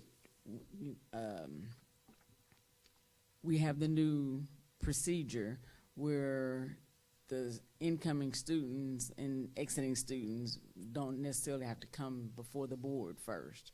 So in our process, are we monitoring how many we're receiving in that have special needs? Because Yes. that's going to affect. Dr. Stoll's department monitors that. So when we get a student in with transfer or a new student, those students they may come with an IEP, or they may need to be evaluated for an IEP. That monitoring and evaluation and IEP monitoring, all of that happens through Dr. Stoll's department. I don't want to add anything to anybody's job, but it would be nice to know, maybe periodically, when we're looking at enrollment, how many are special services? Because we want all our children, and we're going to take all our children. Sure. But it's good to know when you're budgeting and you're looking at enrollment is dropping, but that doesn't mean special services is dropping. And some of the students that we're receiving, it's not like they have an application that says if you meet this, and this, we'll take you. We taking everybody. But it's good to know when you're budgeting that you know that, okay, we have, I'm just saying a number, we have 100 students and 50 leave, but the 50 that are still here are special services. To be able to know, the money aspect of it. Just a thought.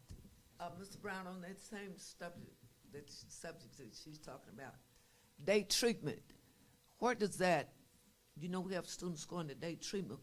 What budget, is that a part of the Medicaid? What budget does that come out? We have to pay for students. It's 2 programs. The program, they have to maintain them and keep them, and then the day treatment program, and So then those are included, so they're enrolled in our district. okay.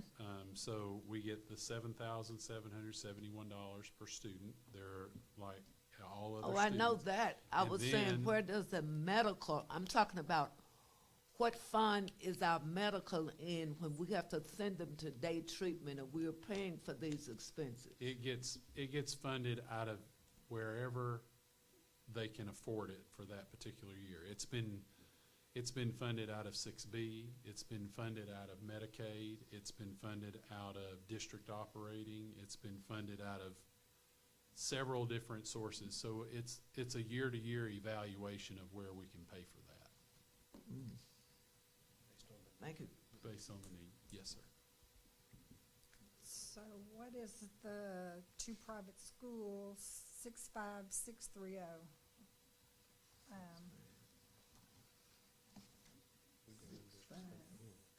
Yeah, two private schools. There was no expense last year, and we got a budget 304.5 this year. Oh, so you're on the expenditure list? Oh, my God, I thought we Okay. moved on to expenses, I'm sorry. That's all right. It's all good. No, no. Good So segue. if you recall, we have to budget money for private schools. We have to budget it. Whether the school takes advantage of it or not is another issue. So the budget on there is Okay, what we're okay. required to budget. We have to make it known to them, you have access to this funding. This is for the loans. No, it's mostly through title, it's usually through your federal budgets. So Okay, coming with the federal dollars comes a private school set-aside requirement. They'll say, if you want Title I money, then you'll set aside X number of dollars for the private school, and you have to budget it. So we have to set it aside, and we have to budget it. And if they use it, they can use it. If they don't, then it just sits there with a budget with no expenditure for the whole year. okay. Well, what stood out to me was it looked like there wasn't a budget last year. But that's okay. I understand what it is. Okay. All right, then it's just jumping over to the budget book. I just wanted to show you this front page, the summary of expenditures.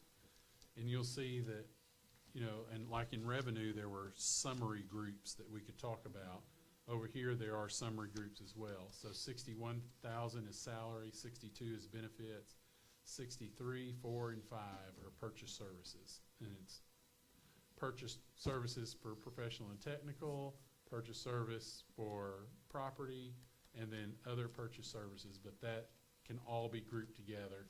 And then 66,000 is supplies and materials, 67,000 is for property. That's where we book items that cost $1,000 or more per unit price. And then 68 and 69,000 are other expenditures that are related there. So, and you see a large number there, 4.9 million under other. That's because part of our debt service payment gets funded out of that. There's a code that the state requires that's in the other field, and that gets booked there. So we have 111 million total budgeted for expenditures. So the blue is, that's the employees, right? So Employee That's really not that bad. salaries. But That's but the salary. 17% seems a little high. For the benefits. Yes. So, well, so the salary, if you recall, the automatic requirement for teacher retirement is 15%. So that's FICA and No, that's just teacher retirement. teacher that's just retirement. teacher retirement. 15%. FICA is 7.65%, and then that includes your Social Security and Medicare tax. So We stay about 60%. That's not bad. No, but Pretty good. benefits, yeah. Those benefits. And then are high. teacher with retirement's what, benefits, 15%? we're approaching 80% total salary and fringe. Yes, sir. But that's a good observation. Is 80% like kind of the standard that you don't want to go over, or? Well, so let's just think about that for a moment. Just in our situation, our debt service payment is 13%, is 13 million. Our overall budget is roughly 100. We'll just use 100 million so we can do nice, easy numbers. So 13 million budget, our debt service payment would be about 13% of the budget. So 60% salary and 17% benefits, that's roughly 80%. So 80 plus 13's 93. We also have a couple $1 million we pay on just electricity and utilities. So that's another 2%. When you start adding that up, you have 80% for salary and fringe, you have 13% for debt service, that's 93%, another 2% for your utilities, that's 95%. You're getting to a point to where you have very little control otherwise of your budget, which would be 5%. So while it just depends on your districts, there may be some districts that could sit at 82 or 83% with salary and fringe and be okay. But it just depends on your district's, scenario with that. So we want to stay under 80% because we have some automatic things that are already taking up the budget, and Right. it leaves you very little control over that remaining, Yes, it does. yes. Like when insurance doubles. Yes, we have insurance, yep, Double. we've experienced that. Yeah. Yeah, Okay. Cindy and I were looking at the expenses, and we're slowly making a list, just for the public, a small overview. I know they can look this over, Valerie, but the cost is, more for the water and the sewer, the lawn care, rental transportation. Is that our in-house buses for, like, our coaches renting for buses? It could be both. It could be outside. It could be an outside if there's a charter taken, but most of the time, if there are field trips taken, we do bill the departments for the use of that bus because there's fuel and a driver cost for those. Well, and then coming back to insurance, the property insurance, can you explain that Yes, jump? yes. Okay, So- and then, hang on, two more, the printing and the bidding, binding, and then electricity. Electricity is also roughly $120,000 more we're paying.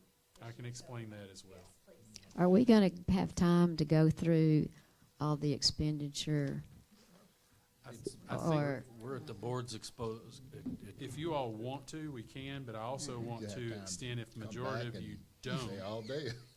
If majority of you don't, and you want to do an individual, Individual. I'm willing to do that as well. So, I mean, just you tell me, we're here. Absolutely. If you Because just wanna I ask think as we questions. go down, if we go down the expenditures, there'll be some questions that, or you'll give some explanations for these different lines that we might not exactly know what that expenditure is, Okay. because there's a lot of acronyms. What's the date that we have to have a budget voted on and in? By the end of September, Okay. by So September 30th. Next Right. meeting, we're gonna be voting. We're gonna Yeah, vote we'll next be meeting? voting Yes. next meeting. Next, Mhm. next meeting, it'll be an action item for your approval. Yes. Which still does give 2 weeks for individual board members to have any individual meetings you want to have with Mr. Brown to follow up in addition to this.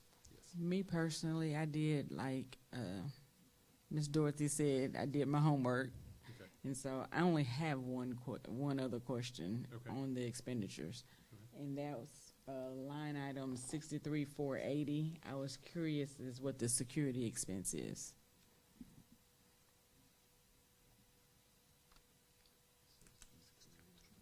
63,480. So it's on page 2 out of the 5 on the expenses.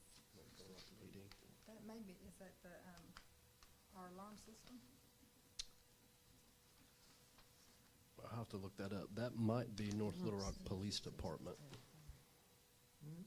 63,480, did you say? 63,480 is 24,000. That's- We got to pay for alarm. That's I was just curious if that's what that was for, because I know it can't be somebody's salary. No, no, that would not be a salary.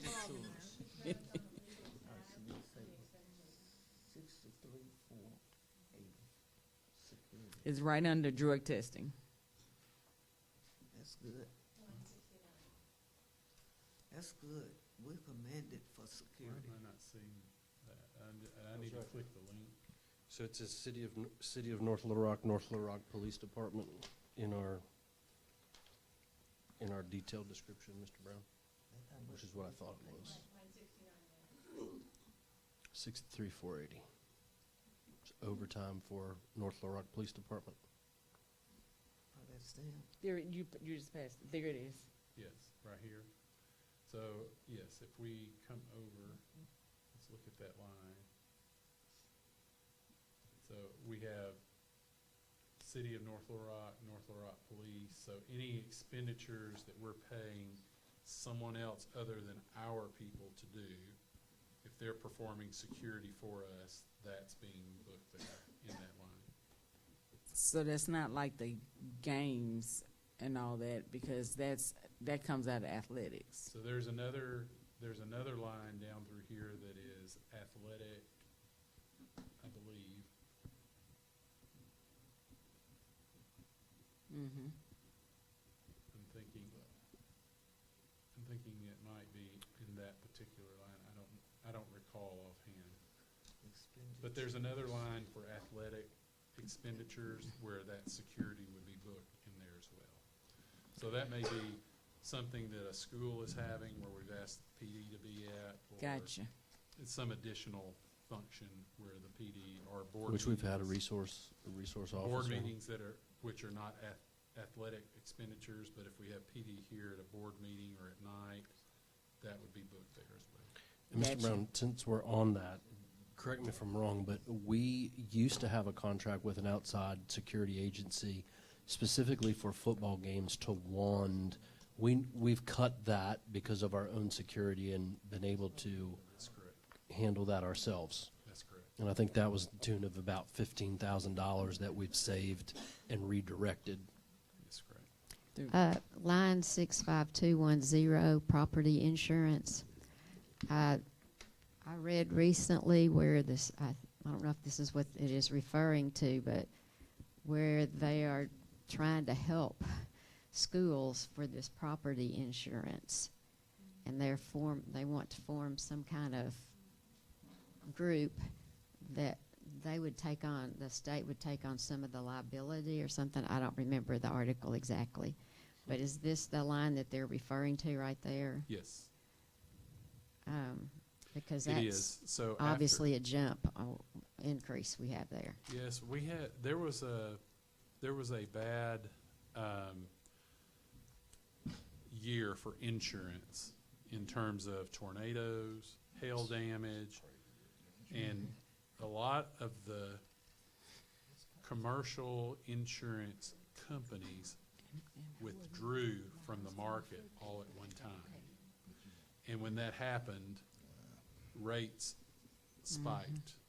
And it happened around the time the tornado happened in North Little Rock. And so there's been a lot of changes in the insurance. For instance, number one, our rates went up. And number two, the coverages that were being offered by insurance companies, let's just say hail damage on a roof, that used to be subject to our deductible within the district, which was a $10,000 deductible. Now, so 5 years ago, if we had hail damage and had to get a new roof, it was $10,000 out of our pocket, and that met our deductible, and insurance takes care of the roof. Now, hail damage is subject to a $250,000 deductible. Wow. And a new Right. roof, depending on the, depending on the, there could be some roofs that would pay for a completely new roof. And there could be some roofs on a school building that could cost $2 million. So, but the district liability portion of that went from a guaranteed $10,000 to a $250,000. And that happened about the time the tornado, shortly after the tornado came through North Little Rock. Now, and then the commercial markets withdrew, from which increased rates, so you see a rate hike there. And then the state came back, because they had to give the news to us that the state pool of insurance companies had these big backers that had pulled out, and so the rates were going to increase. So they offered some money from the state to offset those increases. But it wasn't a significant offset, but it helped our feelings some. But we have, since that rate hike, we have done lots of work trying to see if there are options outside of the state insurance option. And Ms. Rubel, if you'd like to speak to that on how many people we've petitioned for that, on what, I mean, I'll let you speak to that. And we have sent out bid requests. I don't have one. We spent the majority of last year sending out bid requests, and we opened it up to anybody that wanted to bid on our insurance needs, both for our property insurance and for our fleet. We worked tirelessly. We would go back and forth between our maintenance departments, and we looked at the statement of values for each building. We submitted all of that information. Long story short, is not one company that we submitted an opportunity to responded. They all said, no, we cannot cover a facility the size of North Little Rock School District. And it's been because of those, the insurers that have backed out that were, you know, those big pools of money that was the guarantee. When they pulled out, it just, our market is not good yet not good for the commercial insurance side of things. So I guess we're hoping that the state is going to be doing something to help school districts with this. I mean, that was an article, I don't know when that was in the paper, a month ago or something, about how they were looking at that, and they knew that school districts were getting hit hard. Yes. So, I mean, at some point, you're just like priced out of the market, I Yes. guess. Yes. And what do you do? You know, it's there, when the rate increases came to us, there to the school districts, there were some people that were getting double and, I mean, 200% increases in their, I mean, it doubled and in some cases tripled insurance premiums for school districts. The state did come back and give an offset, but, you know, it didn't bring it back down to our original budgeted value that we were comfortable paying. So we're still paying increased premiums, but the state did help offset that. So that is a significant line item that's worth noting in the budget. And do we need a line item for a deductible? For a deductible? Uh-huh. Well, we will use the building fund more than likely for that deductible area. That's where we like to keep $10 million for the operation of the buildings. So it wouldn't be in one of these 4 tabs that we've got here, because these are restricted for federal funding, legal, operating, child nutrition, and categorical. But if we had a tab for building fund, that would be, you know, definitely that's where the deductible would come from, would be our building fund. Okay. Mr. Brown, seem like you have a very good staff here. Grant person, financial, and payable and financial. I want to commend you all first for the service that you are doing. But, Mr. Brown, to help us, is everything we do, like we're talking about today, is that public information? Okay.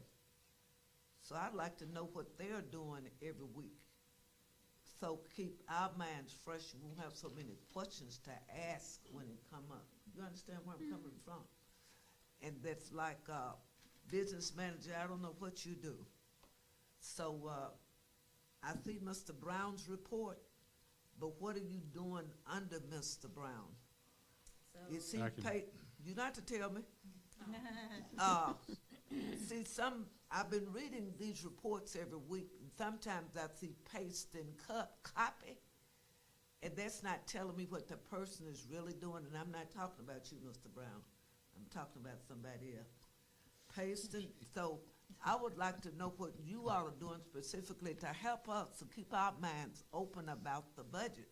Mhm. Because right now, Oh, this been really good for us today, and thank you, Dr. Paluski, for having this. It's been a lift weight off our shoulders, and it gives us some things we can go back as a board and discuss and look at. And so, with that thought in mind, Dr. Paluski, I guess what I'm asking you to do to add on to your weekly report, I want to see what Miss Edwards did, and I want to see what Miss Estes did, and Miss Flowers. I read it because it's good knowledge for me as a board member. And that lady down on the end who's served in everything, yes, she's been to so many board meetings, but I just want to say I appreciate all of you. But still in that same breath, some board members ask, what they do? What do they do? And I know you're working hard. And I appreciate this from all of, I heard from Mr. Brown, he couldn't do it by himself. And I just say thank you. Yes. Well, And Thank I, you, Dr. Paluski, Yes, for ma'am. having a deep dive. Thank you. Well, if you remember, when I first arrived, we did not have a budget book at all. And now we have a budget book, and we've got acronyms, and we've gotten much better at being transparent. This is all online for everybody to see, and we will duly note, it is on page 7, I think, Mr. Brown's org chart, but we will make note of that for the next weekly board report to have his staff add 1 or 2 items that they're working on that week. sure. I know we're having a meeting on stipends that's coming up. Yes, I believe it's on the 25th. And I've had teachers asking me about raises. Are we going to be able to talk about that at the same time that we're talking about stipends, or will we be able to talk about that by January? That, I'll turn that over to Mr. Brown. I think right now it's a little premature to talk about that, but I know that's in the process. Number one is the calendar has to get set, because that's the thing that drives then how many people on certain number of days, that kind of thing.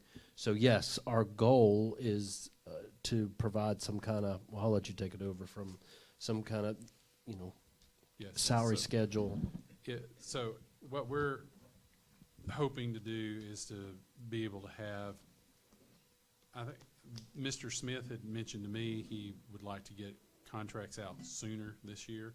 So obviously to get contracts out, we'd want salary schedules established.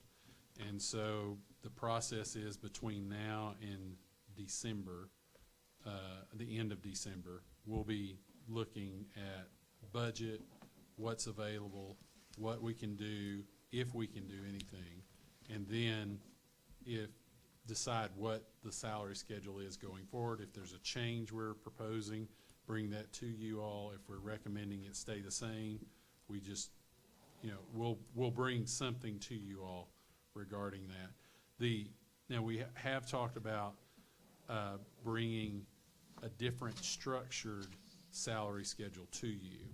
And there's the salary schedule we have is not the traditional schedule. Right. And so ADE at one point had recommended that we not do the traditional salary schedule. We didn't, but I think a lot of the schools have migrated back there. And we've discovered that's how we're being compared, is people are taking that standard schedule that they're used to, trying to compare it to schools that don't have that standard. And if they don't understand it, then that's a negative for your district. So we're looking at developing a salary schedule. Whether it will have an increase or not, I do not know at this point. But we'll bring a schedule to you all, because our goal is to get back to that traditional schedule that's easily understandable that would be public facing, that employees can understand, potential new employees could understand, and hopefully help with recruitment. Thank you. At the same time of bringing a calendar as soon as we can as well. Yes. Madam President, I have one comment that's indirectly related to the budget. Mr. Superintendent, I'd just like to recommend that at some point you address what happens in our district when there is some type of threat if it's involving a weapon, not involving a weapon, and certainly I'm alluding to Georgia and what happened there and how we are prepared. That conversation has come up with a few people that I've talked with. I know we are, but I think to let people know, especially our parents, Sure. what our plan is, because I think the thing that's really concerning the people, what happened in Georgia, is that that person was questioned before, and that information reached a certain level and, Sure. and did not. But how can that be handled better, and how would we Absolutely. be prepared to handle that? You don't have to do it today, but I'm happy to do it today or any other day. You want me to do it at the next board meeting? I'll defer that to you, Mr. that's up to the president. I don't have to have an answer today, but I just think it should be Well, public. Mr. Steele, I'll take it one step further. Would the board, in light of that, we can rearrange some things to do a quick safety presentation that actually goes over our protocols that we can share and how we deal with difficult situations. And for an example, the Stop It app has been one of the biggest things in which we get intel in which we can act on. But if you'd like it in a formal, if you think that would be better for the community, I think so. I do too. Because it never stops. I mean, you can't get comfortable. You cannot, and you never can be 100% safe, even though the things that everyone does to protect our students. And again, that's why I commend the school board for a nearly $1 million investment to upgrade our safety and security. We're happy to talk about that. We're happy to talk about when a threat comes in, how do we handle that? How do we work with NLRPD? How do we work with our school counseling department? How do we follow up on that? What does that look like on incident reports? All those kinds of things. If that is the request, we're more than happy to provide a high-level overview of that. And that's a good reminder at the beginning of the school year anyways. Yeah, absolutely.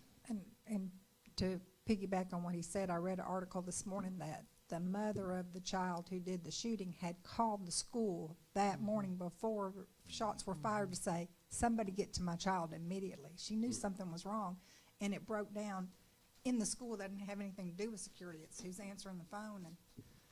And so I don't know how you push that back down through the ranks, but if somebody calls and says there's a problem, it needs to be taken seriously.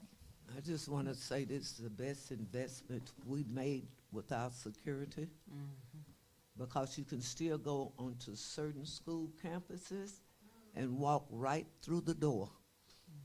But I thank you, Dr. Beluski, and this marvelous board for supporting and getting Mr. Finks and the security staff and teachers so they really feel good, and somebody at the door when you come through.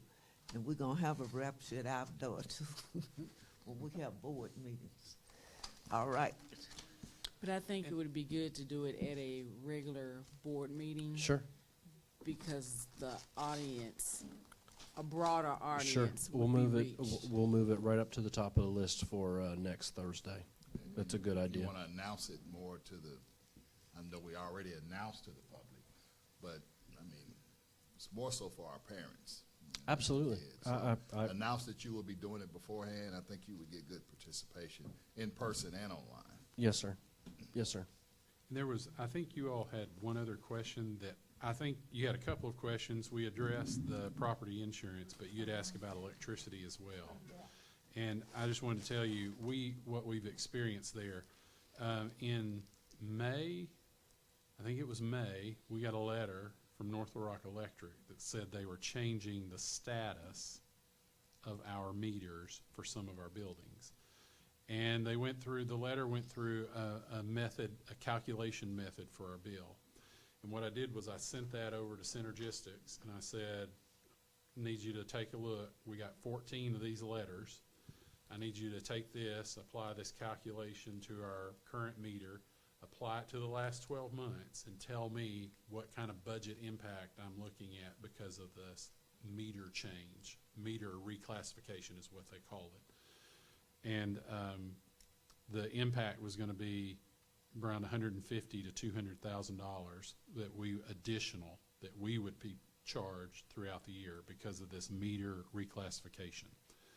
So just from my standpoint, back in 2016, reached out, we had a large electric bill, and I reached out to North Little Rock Electric, and I said, I asked if you all would be willing to discuss electrical rates with us, what you charge the district, to see if we could get a lower rate.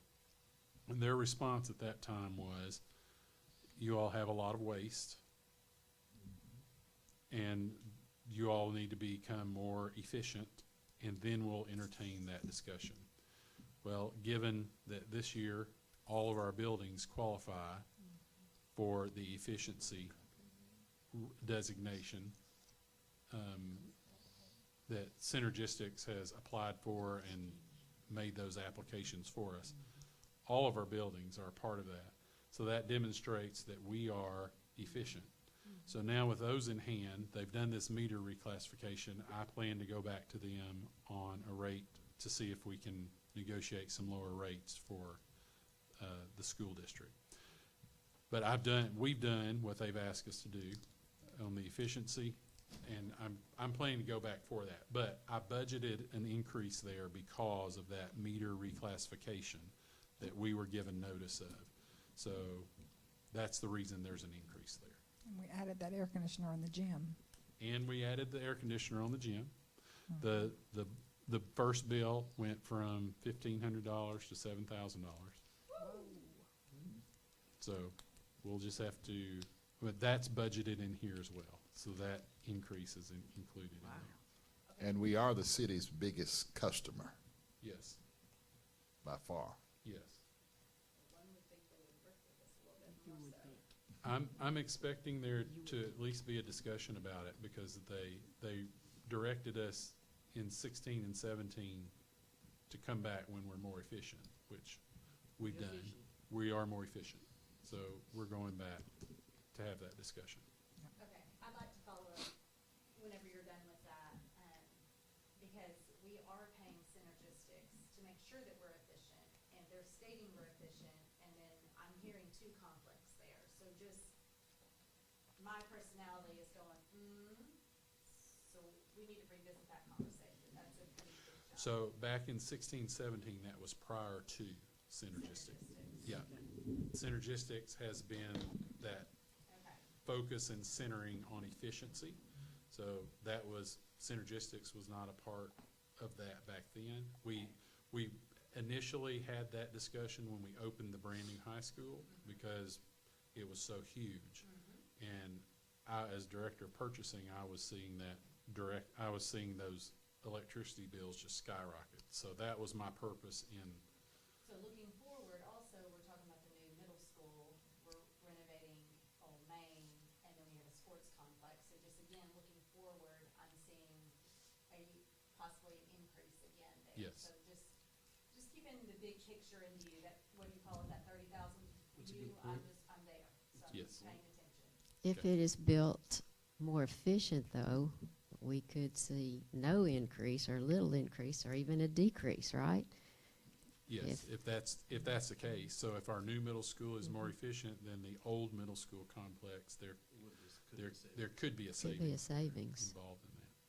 And I would suspect there would be some savings because we're replacing old equipment, old buildings, with new equipment, new buildings, and I would expect there to be some savings. I want to commend Miss Lena, who wrote the article for Sunday's newspaper. She spoke very highly of what we're trying to do in the North Rock School District about a new school. Very positive. And I want to thank her. Her name was Lena, and I appreciate her. Do you realize, we thank you, Mr. Brown, we would have been here to 12 o'clock had we Well, at the board meeting. I am willing to meet From individually. 8, 9, 10, 11, 12, it would have been 12 o'clock. Questions we would have had to ask. Yes. Let's end on a positive note. We've got some savings, ladies. Okay. Listen up, you two. Okay. The rental land and the buildings were savings there. The copiers, that was a savings. That was a big Right. savings. So, good job, ladies. I'm including y'all now. Postage is a savings. Advertising is a savings. We'll come back to that. Travel for non-employees